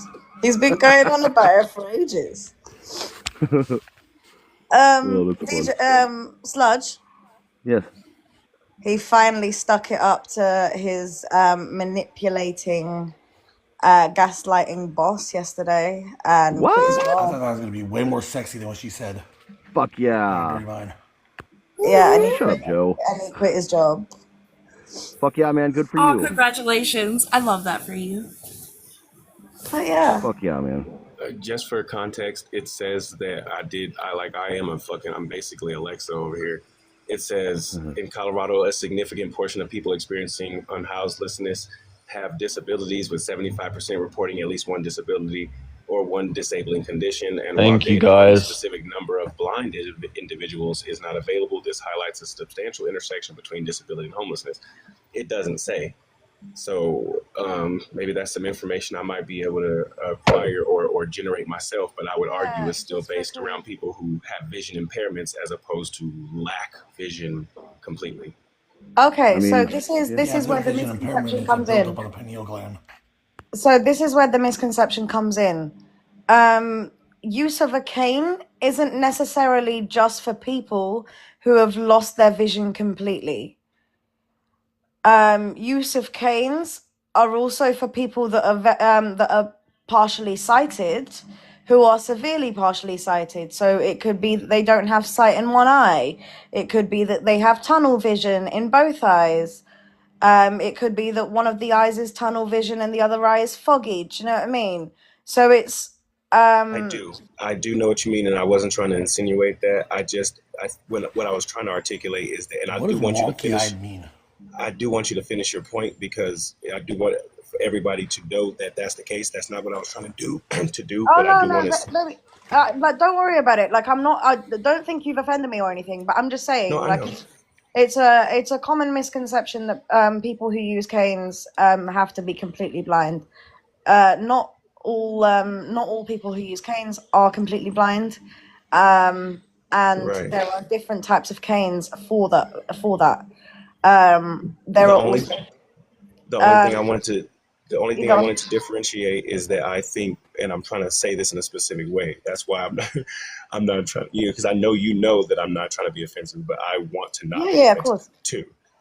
The people who the types of impairments that I think we're dealing with as far as the unhoused in Colorado is like they might need reading glasses. You know what I'm saying? That level of impairment, not anything beyond that too much.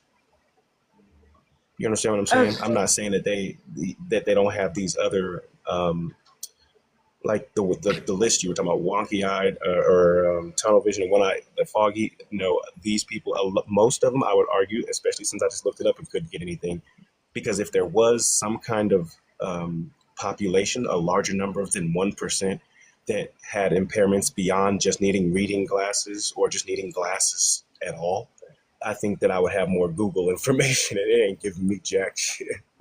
Do you Hi, think you really would would you like have to more do Google the information prompt today? considering the government Say really again. doesn't care Wait, about them to you're right. include them in You're those right. statistics? You're absolutely right. You're absolutely right. So you know what I could do, because I do go to, on trips to Pueblo, which is in Colorado. It's the only city I have access to right now because I live in the boonies. But I can start asking some of the unhoused. Guys, I need 1 second. Hey, don't go muting my friends, dude. Don't do that. That's not okay. I need 1 second real quick. Shelvin, state your case. That is not a biscuit. That is a cookie. That is a chocolate chip biscuit. That is a I got a chocolate question chip for you. What's your cookie. favorite color? Anyways, continue. I'm sorry. I didn't mean to interrupt. No, you're okay. I was just saying that I think that the people, I think they have I need glasses or I need reading glasses level of impairment as opposed to anything beyond that. But again, that's what I was saying. I need to go out here and find out. And maybe I can also do a deeper dig and maybe ask some of the food banks and shelters around here. Do they have people that list that they have impairments? And then I can find out, is any of the services like food stamps and stuff like that, do they have questionnaires that ask those types of things when they provide those services? Am I on mute? Mm-hmm. Are you on mute? Like, do homeless shelters ask people if they have impairments and disabilities? Now you're both on mute. Me too. No, not you, Seeds. Right, so sorry. There you go. I'm sorry. DJ decided to join the live, so he's muted me on my phone, and I'm talking through his phone. Perfect. So with that, like I said, there are different canes for different types of blindness. So the guide cane tends to be for people who are severely visually impaired, stroke blind, whereas the symbol canes and stuff like that, there are 5 different types of canes. So there are different types of canes for different levels of blindness. So if you could find that out, that'd be very helpful. And then we can figure out what types of canes we need for when and where. You said something about Google glasses too, right? Meta glasses. Would you be willing to expand on that and what that entails? The Meta glasses are essentially they look like Ray-Bans. They've got cameras on either side of the glasses, to what I'm aware. And then they've got this little microphone thing that you can speak into, but it's basically on the arm of the glasses, right? And in America, they have the function, you guys have the function where you can ask Meta, what am I holding? What does this say? What is in front of me? And Meta will tell you. Here in the UK, that's not available because it goes against our privacy laws, because the UK are stupid enough to recognize those glasses as an actual human being. That's crazy. Yeah. Let me just say something to Sludge and we'll drop down. Hey Sludge, I just wanted to say I'm going to drop in a second so Tina can have access to her account, but I just wanted to just say thank you for giving me that kind of strength and the advice to kind of stick it at my boss. Hey man, I didn't give you that strength. That strength was there in you all the time. Because yeah, he's had it for a long time, and then yesterday he just like pure and utter gaslit me and tried to blame. I'm really tried to glad that you blame were me able to for. find that strength in yourself to get that taken care of, man. That's fantastic, and you should feel really proud of yourself. I am, but unfortunately, I'm now unemployed, so I'm now having to go job searching. You're But a oh well. strong, capable young lad. I'm sure you'll find something good that works for you. At least I've got my mental health now. You know what I mean? TikTok full time. Take up TikTok. Well, it's going to be quite difficult with my 200 followers, isn't it? But hey, No, it's not Naked actually. housekeeping. Naked housekeeping. You make your own schedule. Dude, naked housekeeping. Interesting. What does your feet look like? No joke. Let me hear my There's messages. big money in that. Oh, you're thinking of doing OnlyFans, but uploading photos of my feet, aren't you? No. Oh, OF. I apologize. You know, I thought about doing an OnlyFans. I thought about doing an OnlyFans around picking up trash. Okay. Dude, I'd get in on that. No, Yeah, that's what I spend most of my time doing. If I'm not taking care of people, I'm out in the woods cleaning up Wait, garbage. Joe. There's actually a foot site. It's called Feet Finder. I know the foot site. Calm down. He's well acquainted. We need our own. Yeah, honestly, little, not surprised, Joe. Calendar. We should make a calendar, y'all. An activist calendar. An activist I'm calendar? pretty I'm broke. fucking down. I'm I got a down good for camera. an activist calendar. I Well, don't have a good I'm doing camera. more Can I money borrow somebody's? Make more money work with me in the foot site stuff. I'm doing a circuit around the country, man. Like, I'm doing a circuit around the country. I'll be in Colorado. I'm going to New Mexico and Oklahoma and up to Indiana, maybe even stopping in Tennessee, and I'm going up to Michigan. Like, I'm going all over the place, and I got a good camera. Well, not Just a keep good it camera, but I California, got a huh? camera. Yeah, fuck California. I don't go to California. If you want to come up this way, if you want to come up this way, I might be able to like get you a ride up this way to come say hi. But like, I'm not going into California. You cannot pay me enough to go into California. Yeah. Sludge, Why? if you come to Colorado, I will take you to the hot springs. I'll pay. Oh, don't fuck Wait, with my hold on. emotions. Can I man. come too? I want to come Absolutely. too. And the whole thing. Along There's 5, a we place have out here 10 national called forests. Joyful Journeys. Yes, we do. There's a place out here called Joyful Journeys. It's a hot spring. They have yurts, teepees. You can stay in the yurts. You can stay in the teepees. And there's the great sand dunes out here. You know that crocodile from, or excuse me, the crocodile from Happy Gilmore. Oh, Happy Gilmore, yeah. He lives around the corner from here. Nice. Right. Okay, that's cool. That's cool as fuck. Yeah, Joe, if you want to meet up and like do some travel and shit, I'll gladly bring you with me. But I'm not going into California. You cannot pay me enough. Dude, California's awesome. I want to know why. Stay in the north part. You got Why? Yuba, bro. You got Humboldt. No. So that's the thing, man. Like, all of California is fucking trash. And for one specific reason, nope. Well, sorry, two specific reasons. First reason, California Highway Patrol. Second, it costs too much fucking money. Fair enough. It is expensive. Not where I live. Yeah, but like, Can't argue with that. yeah, but where you live, the California Highway Patrol still Sluts. exists, and no. What's up? Look in the comments. I'm gonna put a name. I want you to look it up on YouTube later. Okay.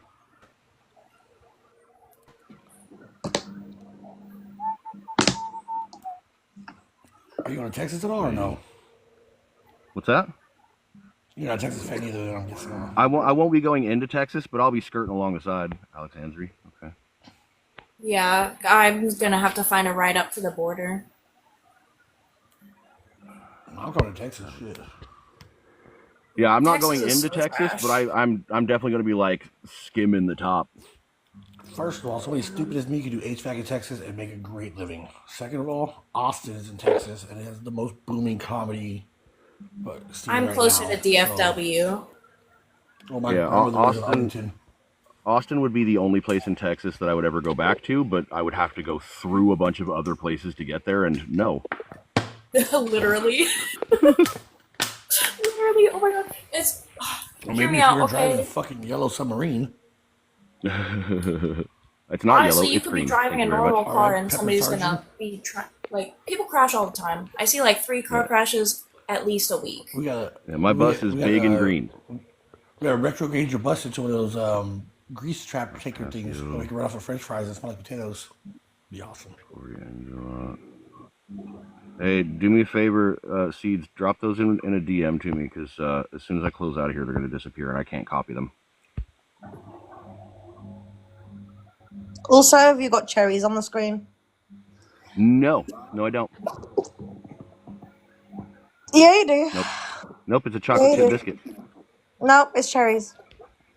No, it's a chocolate chip biscuit. No, it's cherries. No, it's a chocolate chip biscuit. You're so wrong. Actually, it's You're an so orange wrong. frisbee. You know how I know you're wrong? Because you're blind. I think you need to go and get your eyes tested. I think I'm more sighted than you are. You are, but only barely. You want to hear something really fucked up? I drove around this country for fucking years. I started driving when I was 12. I started traveling when I was 16 years old. I drove around this country for fucking years. I've only been wearing glasses since I was 32 years old. The first time I put them on, I cried. I cried so hard, and not because, I can see things, which was overwhelming, by the way, but because there were so many times I almost killed so many fucking people and didn't even realize it. Oh my god. I mean, valid. Wait, you wear So glasses? you cried because you Keep up did on it, your Matthew Broderick? prescription, baby. Wait, you wear Yeah, no, glasses? I do, yeah. Oh, that is not at Yeah. all how I pictured you. Yeah, I'm also vision impaired, Ah, but I can see. you need a cane? I don't. No. I'm not so vision impaired that I can't see and that I can't drive with my glasses on. No, Without glasses, no, I would no. never do that again. I will never do that again. Hey, I have visual snow. I've got an idea. So I send you a cane, you use the cane, but obviously you can see. So you only use the cane specifically to whack people that you don't like, but they don't realize that you can see. So That to me is along the lines of mocking the disabled, and I can't do that. okay. It's kind of like faking a disability really to hard to hide if you like want it to be more real. fuck off. That to me is like faking a disability to gain sympathy and shit like that, and that's one of the things that I beat people up for. Okay, fair enough. Fair enough. I mean, as I say, like, if you were to do so, I wouldn't get offended. No, but I'd be offended. Okay, You know what I mean? I hear you. Yeah, this is like Because I can't tell I you, come. I can't tell you the amount of times I've left my house and there's this van that parks right outside my house, so that like my gate doesn't open fully. So when I'm trying to get my wheelchair out of the house, it's incredibly difficult. So when I go outside, I deliberately smack the cane against the van door, because why the fuck are you parking outside my house? Like, I know it's there. I can't see it, but I know it's there. Like, so I deliberately smack it. That's fucking funny. Yeah, see, you have the ability to do that because you are blind. So what are you saying? That when I pretend to be blind and accidentally grab ladies, I'm being bad? I don't think so. Yes. Yeah. Yes. I think that was a poorly done joke, right? I'm walking with my hands in front of me. They're just not paying attention. Get off your phone. We're asking. That was a bad That was joke, a- right? Yeah. Okay, I can see just the to whole time. confirm. I'm Just to lying. confirm. Motherfucker. Coyote Joe be wildin' all the time. Playing that risky fucking business, man. Jesus fucking Christ. Hey Tina, what colors did you say you could see? Blue, orange, and yellow. Blue, orange, and yellow. Okay, hold on. The ones I Orange, can't lemon, see. banana. Is My that brain is legume? burning. That's a legume, right? A banana? No, it's a berry. Wait, what did you say, Sludge? Oh, that a banana's a berry. So you said blue, orange, and green? Yeah. Yep, those are the ones I can't see. No, blue, orange, and yellow. Oh. Well, if you You're can see saying blue and blue, yellow, orange- then you should be able to see green, right? No, I can't see green. Weird. It Does is that mean weird, you can't see right? anything on the screen right now?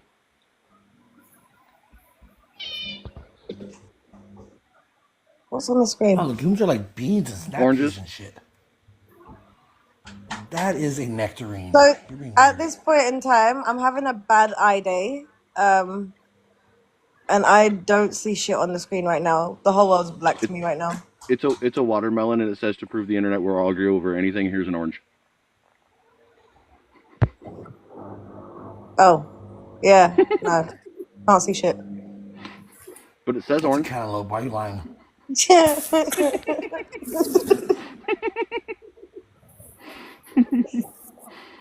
Wait, you were trying to gaslight a blind person? Yes. Feel bad. No shame at all. Do better. Okay, so you don't feel bad gaslighting a blind person, but you'd feel bad imitating one? Yeah. What is that Richard Gere? What's the Richard Gere Richard Pryor movie? You should listen to that movie. It's great. I would say. I don't know. see I it, but, forget you know. anything that has to do with a guy who shoved a gerbil in his ass. No. What? I'm sorry. Not Richard Gere. Who played Willy Wonka? It's Willy Wonka and Richard Pryor. Wait. Gene Wilder and Richard Pryor. Gene Wilder. Wait, I'm stuck One on guy's blind and gerbil. one guy's deaf. Yeah, let's just circle back to gerbil in his ass. Yeah, for real. Why did you skip over that? Like it wasn't important. Well, take the floor here, Sledge. What movie? What movie? Have you heard of a movie called Blindness? No. This movie. I'm the main actor in it. Oh yeah. See, I'm not allowed to laugh at these things. It's a dark screen. You can laugh at these things. This Well, movie, laugh. this movie is about a virus hitting the world, just like Rorona did, but it made people blind. Like the No, it's not. TV It's show a black C. screen. What'd you say? Like the Sledge? TV shows, like the TV show C. Yes. Good morning, Barbara. Seeds, can you send me the name of that? Or like the love listen scene to in me, though. Oppenheimer. Listen to me. Who said send that to me? Was that Loon? I did. That was Loon. Guess what? You're gonna Okay, have Barbara. to, and I'm not trying to be misogynistic or sexist when I say this, but as a woman, you have to be mentally in the right place to watch this movie. Thank you for Well, warning me, I blindness. suppose, but could you just It's send it to me and serious. I'll Yes. What about me? yeah, as a woman? yeah. I'm assuming there's physical assaults in this movie. Yeah, they basically herd everybody into internment camps so they don't infect everybody, but then nobody wants to deliver any resources because they don't want to go blind, so they have to fend for themselves, and it gets barbaric. to My say the favorite least. Yeah, I'm iconic not gonna watch Abby that. is the girl in I Spit on My Grave. So I'm more Yeah, than Spit on fine My to Grave, watch Spit it, on but My I Grave do too. appreciate the warning. Thank you, Barbara. Yeah, I'm not gonna watch that. Yeah, I don't like witnessing violence, human but suffering. I do enough of it on a daily basis. that's valid. I feel like personally, I like, despite the challenges I face, I am a pretty privileged person. You know, I mean, it could be a lot worse, and I feel like You're pretty what? remembering that is important. Oh, I was saying she's got pretty even privilege. us. Oh, That's not at all what I I said. thought she said a pretty perverse person. That's what I was hoping for.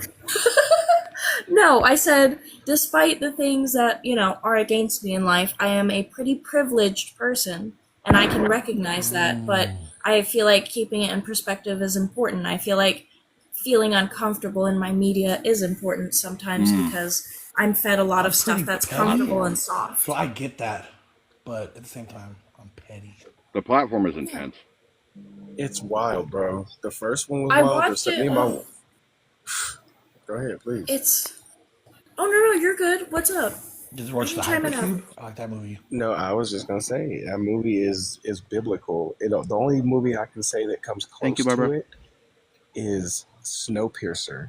Has anybody seen Dude, Snowpiercer? That No, movie but sucks. wait, hold on. I Can you have. drop the names in my DM? Snowpiercer Because was I've Go watched the good. watch platform, but I haven't Snowpiercer. seen. If you want to know Hold Snowpiercer, on. go to danieltosh.com and look up Snowpiercer. He'll tell you all Okay, about it. Listen though. Snowpiercer Hold was on. good. Listen, because you said you saw it, Undefined. You saw it, and Yeah. Sledge Knuckle saw it, right? Listen to this. yeah. There is a theory that this YouTuber made that Snowpiercer is a sequel to Willy Wonka and the Chocolate Factory. Huh? You know what? That makes sense. Wait, don't explain because it because I haven't I'm watched it, not but send it to me. I'll watch it. okay. I'll And watch after it. you If do, you we'll guys have want a to talk about it, discussion. I'll drop and go chill on No, that. you're So good. upset. We'll have a So upset. discussion after you watch it about how because the theory is so profound and it actually is. It's right on. Like every character from Willy Wonka is in this movie, and it's wild. But the platform and Snowpiercer are perfect examples of the world we live in right now. Yep, it's where we're headed. Yeah, I the mean, one platform way or is another. it's like I feel like it's such an important piece of media. Like even when you have the opportunity to do the right thing, the people who do the right thing are oftentimes pushed under by people who choose not to. And it's so It's a perfectly That's a good movie to illustrated. Like watch. Go it's watch Do it's the a Right perfect Thing. example of trickle down economics. honestly, yeah. I didn't think about Yeah, it like that, but yeah. it is I a didn't think about it perfect like that example. exactly in that phrase, but that's what it is. It's not even an example. It's like the definition. I mean, technically, yeah, except usually there's no shuffling in real life, which honestly makes it worse. If you think about it, because that's an yeah, idealistic version of what's happening. And then the look at how people on bad that movie is. the people on floor 100 stay on floor 100. The rest of us shuffle down here sometimes, but most of us stay down to the bottom. Oh, Yeah, what was that There, movie about the people that had to stay blindfolded and if they didn't, they Oh, kind of that was Bird Box. that, yeah, Bird Um, Box. Yeah. can you give me a piece of tissue so that I can wipe Simba's paw? I think he's bleeding. shit. Shit. Have you guys ever heard of a show called Sliders? Yes. Oh my fucking god! Have I heard of Sliders? Come on, I grew up in the Yeah, 90s. man. Yeah, I man. have Check this out. not. Tell me more. But wait, I have a rec Sliders. after this one. Remind me. It's time and dimension Sliders. travel. Yeah, they were going through It's like different Quantum Leap. dimensions. It was the multiverse before Marvel took a hold of it. But Mm-hmm. there was one specific episode where they would go to different Earths, and every Earth was different in various ways. But they went to one where there was no such thing as rich people, and society was basically very, very level. I mean, excuse me, there were rich people, but the only way you could be rich is if you played a lottery. And if you played, you can play as much as you want. And the more you played, the more likely you won the lottery. But winning the lottery meant that you got rich, but you also got unalived within like 2 years so that they can keep population low. And this whole process provided And, jobs. and so that you couldn't hoard resources. You couldn't be rich for more than 2 years. Yeah. And Ooh, so you okay. could, What episode was that? I'm not oh gonna lie, I man, might have to Oh, check it out. I had something. What if you won the lottery this year, yeah, and then like just before you are due to pass away, you win the lottery again? Does that add another 2 years to your life? Mm. it's been like 20 years since I've seen that episode. Give me one second. Because So I if have this so, idea. then you I just have go this. getting I cheat like codes A for White lottery Man's numbers. Burden. I don't know if you've ever seen it, but it's got John Travolta and Sam Jackson. A White Man's I'll have Burden to is a check that great out. movie. So I have this All the idea. black I'll people are write it super down. rich, In and all that the white people are episode of like punk Sliders, skinheads. Hold in on. that episode of Sliders, Hillary Clinton is the president. Wow. Yeah. Huh. Weird. Hey, Seeds. I know you're on my Discord server. You should come hang out there more often. We like fucking chill and hang out, play games in the fucking game lounge. I will. I got Yay. kicked off the General Strike Discord. Oh shit. Why? For what? Yeah. Oh Spam. man, because they said that I was playing unsourced information in the watch party in that group, but it was like I never claimed this information. You're Either I'm fading getting out. deaf or he's walking away from his phone. Yeah, you're You're fading right. I out. apologize. You're right. I never claimed that this information was to be taken as law. A lot of this was, some of it was spiritual, some of it was about environmentalism, but they were like, I would turn it on at night, like I do the TikTok lives. I'll turn it on and just go to sleep and have it playing. Nobody ever goes in there, except one or two people. But somebody complained and said he's putting information in that is not verified. like that it wasn't. They didn't call it misinformation, but they definitely said that it wasn't verified. And I'm like, do you know how much fucking garbage comes out of people's mouths in these fucking spaces, and how much media you consume that is absolute bullshit? The information that I'm talking about is not. If you go on my playlist, I challenge anybody to watch my weekly curriculum playlist, and to say that any single video in it is bullshit, quote unquote bullshit. So, and I know they're talking about the Mark Passio stuff, talking about government, because we talk about a lot of abolitionist stuff, and most people do not want to hear about abolition of government because they recognize it as a weapon, and they just want to be the ones wielding it as opposed to being the ones being it wielded upon. Yep. So I have this idea for wealth. So I have this idea for how we can maintain a society in which people get rich, right? So capitalism can only work if there's a cap on how much money you can make, and that's $999,999,999, right? The moment you get that $1 billionth dollar, every penny after that goes into a fucking fund to take care of, you know, the economy or infrastructure and stuff like that, right? And whoever reaches that fucking threshold, they get a dog park named after them and a little gold fucking plaque that they can put on their front door that says, "I won capitalism," and then it's over. I want that shit. I would vote for that. You're. Oh, And then we before I can have forget, a dog party and a little plaque. real quick, before I forget, has anybody else watched The Handmaid's Tale? And I know I already, like, totally yelled at my professor, technically, about that in my discussion post, but who's watched The Handmaid's Tale? Or read it? I hate that story because it trivializes the black, brown, and indigenous experiences. Why do you think that, if you don't mind me asking? Because not because of the show, but because of how white ladies took it. Okay, but I don't Man, think I that can rock because that of too. how a bunch of people who were ignorant and stayed ignorant watching it made it bad. Because I watched the show, all right, and you're right. I feel like a lot of people sat there and just tried to put themselves into it more than they needed to. It's more of a warning, I feel like, rather than oh, your life is so hard, I'm sure you can relate. No, it's this is what your life is gonna be if you do not stand up and do something about the life you're living. And if you watch the show, I highly recommend it. I have never said this in my entire life about anything else, but the show was better than the book. 1,000 times better. They added more plot points. They filled in more details.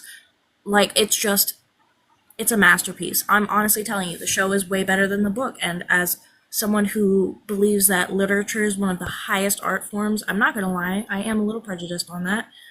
I've never in my life said that a show or a movie was better than the book. Never, ever.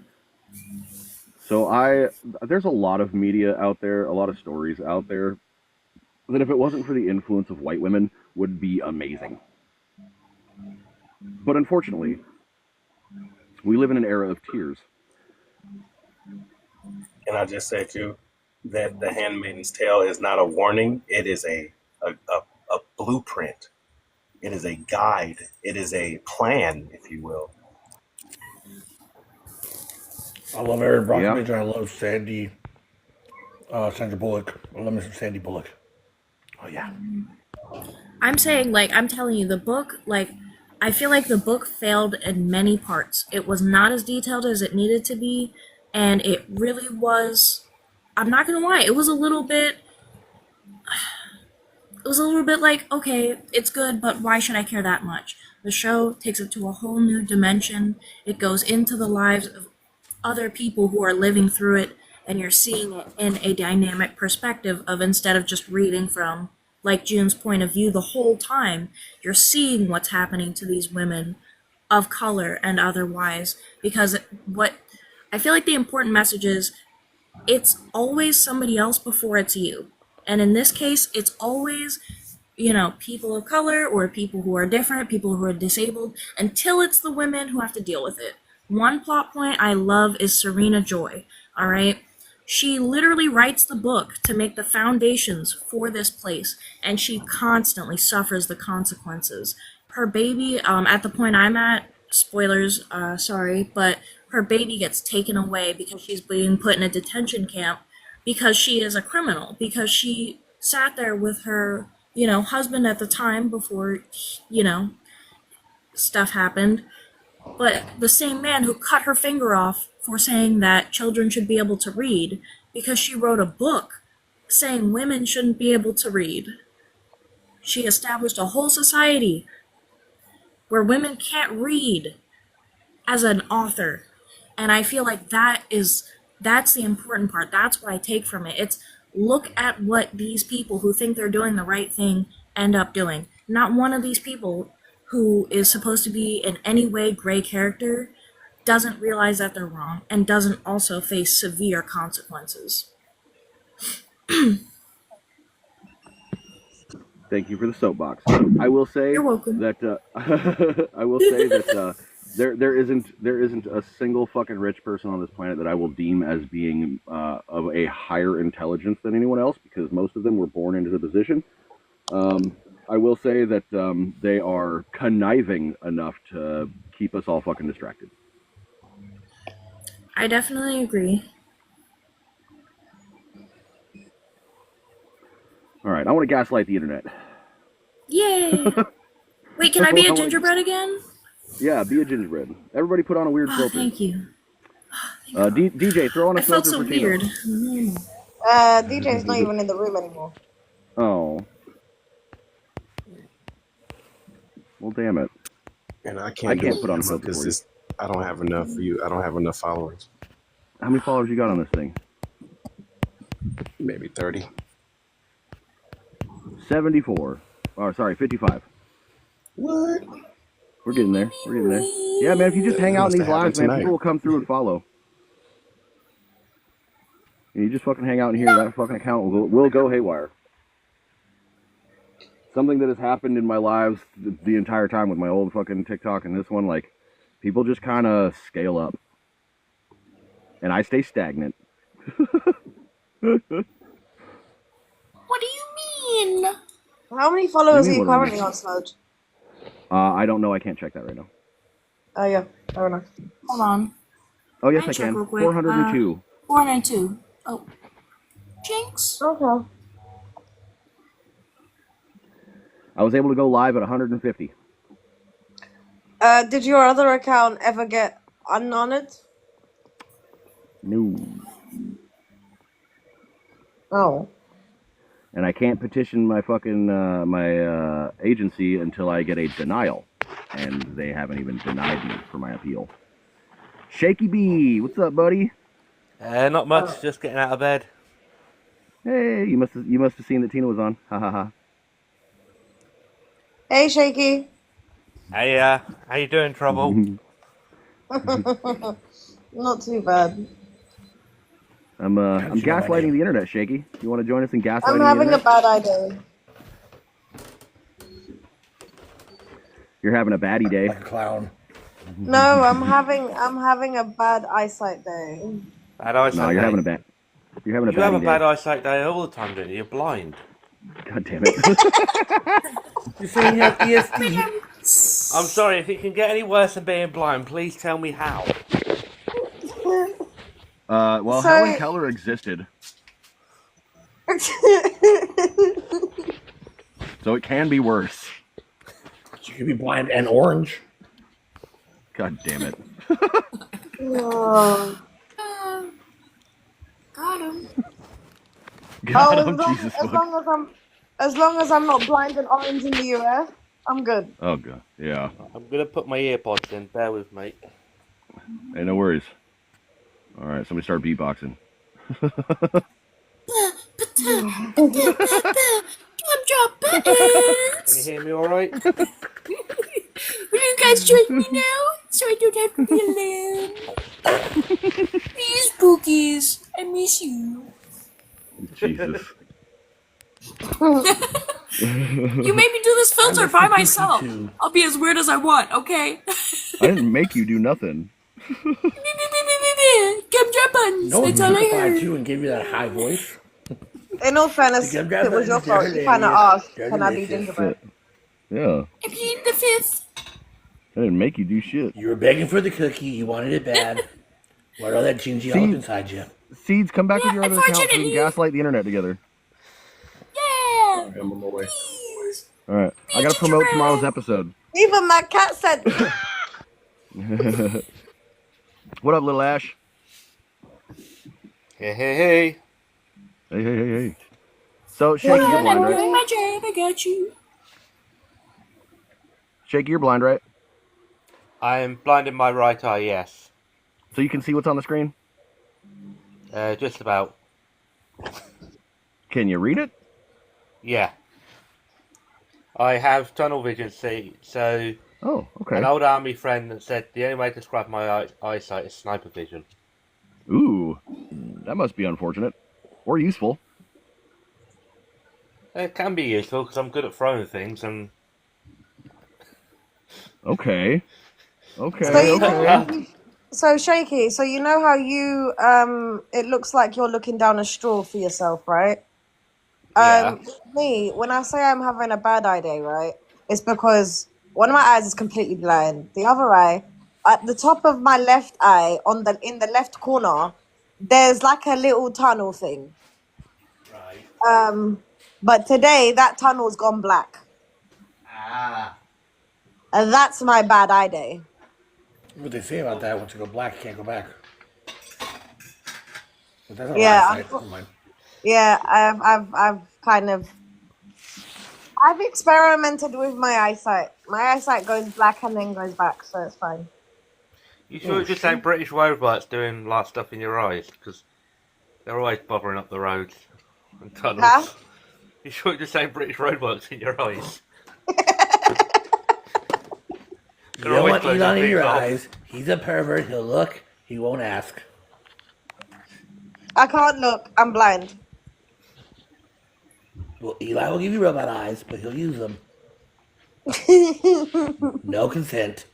None at Hey, all. Loon, have you finished your three lives yet? No, I'm not gonna lie. Okay, so I was gonna do another one, right? And then I didn't.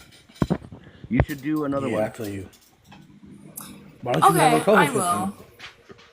She can't I co-host. can't bring until anybody until she up goes- yet. That's why. She can't co-host until she does her 3 lives.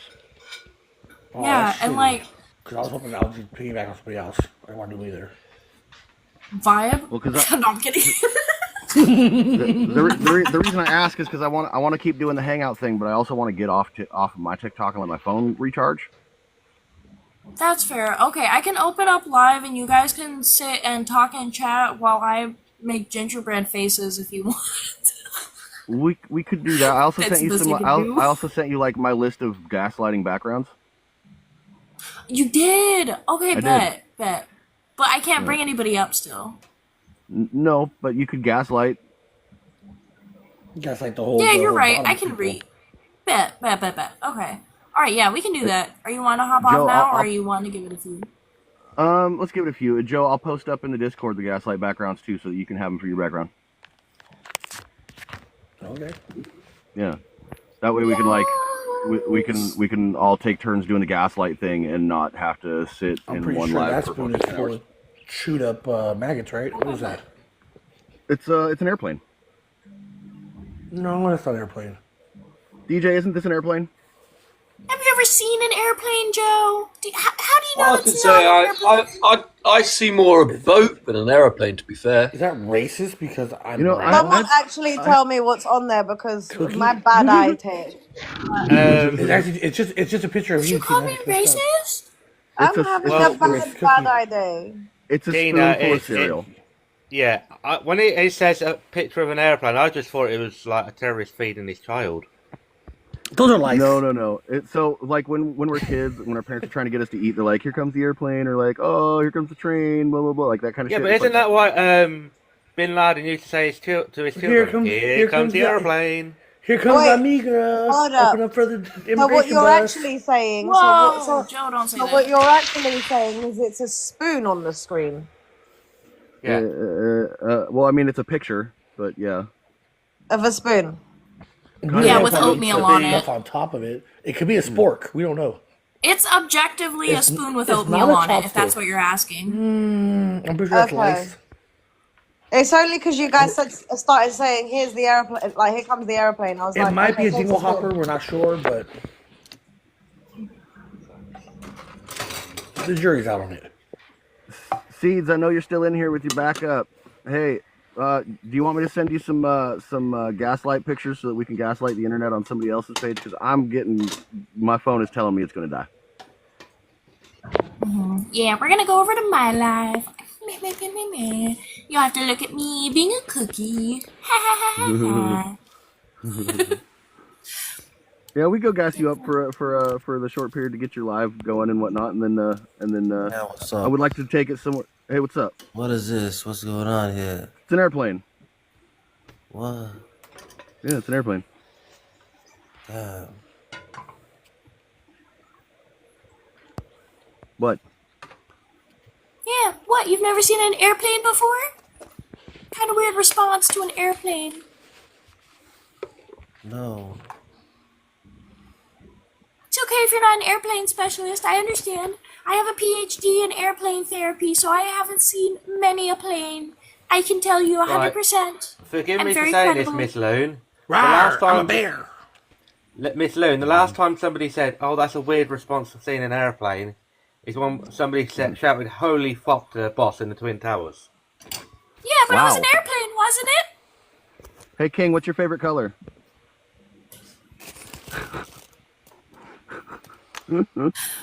Oh, Why would anyways. you argue with me? We're on the same side. No, we're not. I smell a blind person.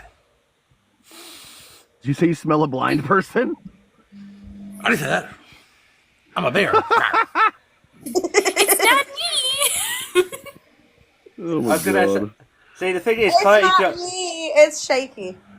I was gonna say, if Coyote Joe's sniffing, it looked Probably. like he was sniffing upwards, and he's underneath, Tina right now. So Yeah. I don't know what he's sniffing. A box. Oh. Nice. Oh no, he proved his Are vision. you are It you wasn't. are you sniffing the poopy curly whirly? It's either that or Actually, that's very on Hold brand on. for Joe. Very on brand. Yeah, I am. Hey, are you Ew, don't make gingerbread or that face at shortbread? me. Hey, are you gingerbread or shortbread? No, I'm a cookie. I'm a bear. I'm a bear. Are you like a Bear Claws bear or like a San Francisco bear? Anyways, Well, what's up, C? either way, if he's a bear, he's not going to be wearing socks because he has bare feet. Ah. This motherfucker. Bare feet. Hold on, my page is still rendering. Huh. Ah, there you are. Welcome in, Seeds. Yay, world domination! Hey, I'm gonna drop these backgrounds in the Discord. Somebody put them on so I can get myself off the main screen.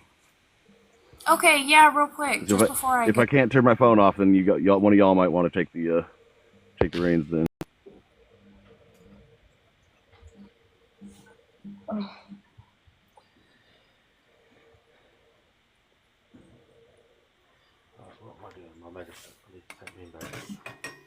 Wonderful.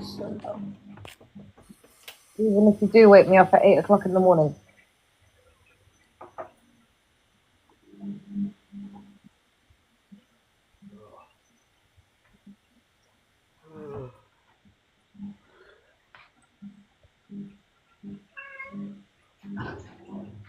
Who's got a cat? I've got 11. So you're the blind crazy cat lady from The Simpsons? Yeah. Except I'm married. Yeah. Except I'm married. She was. Why do you think Mole Man had that look in his eye and went loopy? See too much pussy.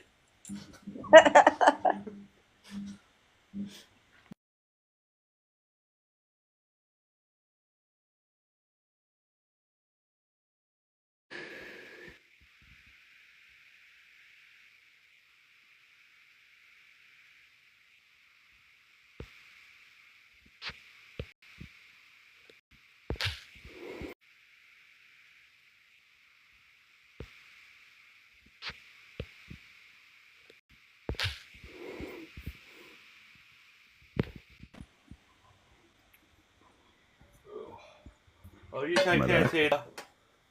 I need to Am I go. back? I need to go. Am I take live? All right. Right. Sludge, I'm dropping off. Have a lovely day. Okay, I love you. Love you. Yeah, you too. Thanks for coming in. Bye.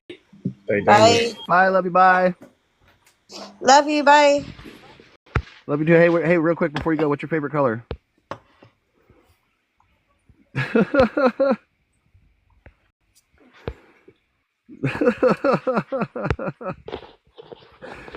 Oh, hey, there's Seeds. What's up, man?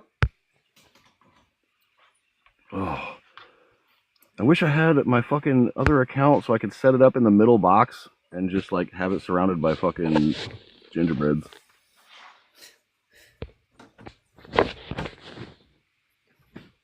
Hey, Shaky, where are you from, man? That's what I thought. All right, anyways. It's just us. Oh, I mean, Loon's here. Where's Loon? Oh, she was here. And she left. Shaky's back. Okay. It kicked me out. I don't know why. I'm from a place called Northamptonshire in the UK. North what? Northamptonshire. It is a place of British motor racing. I'm literally about 20 miles away from the British Grand Prix circuit. Oh, cool. Well, I've got something to look up on Google Maps now. Fantastic, man. Thank you. Yeah, can you see the screen? I mean, I'll write the county's name in it. There you go. It's where Princess Diana's family is from. Is that where she died? No, she died in a brick wall in France. Damn it. I thought it was a tunnel. Same difference. Fair enough. It's why she didn't cross the road, because she was wearing a seatbelt. God damn it. So, what's the conspiracy as to why she was killed? Most of us think it was the Queen who did it. Yeah, checks out. Makes sense. It was But either why? that or Charles and Camilla, which is the current day Queen anyway, probably did it, just so they could be together. Weird. Right, you want to Wait, think wasn't something she- more messed up, right? Yeah. Before she died, the Queen, right? It was around the time Harry started doing, the white powder stuff. Uh-huh.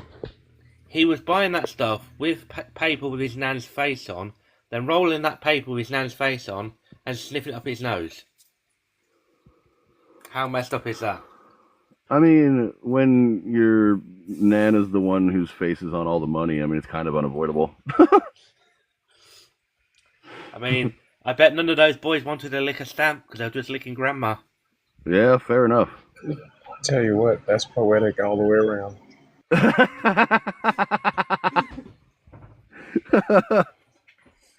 Oh, man. That's funny. I'm watching Starship Troopers right now just for shits and giggles. Oof. That movie. That movie is something else, man. I tell you what. It's the best terrible movie ever made.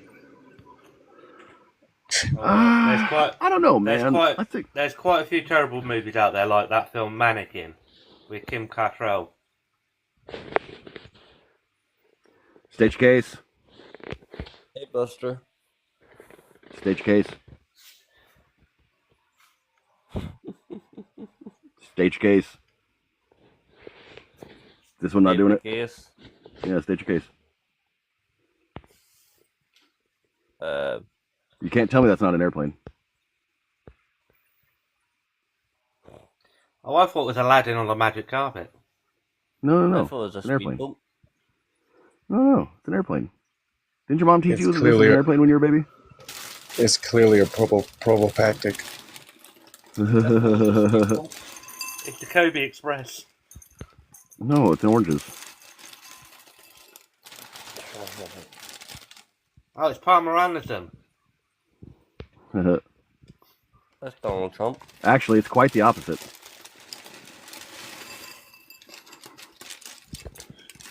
You know what would be really fucking wild right now?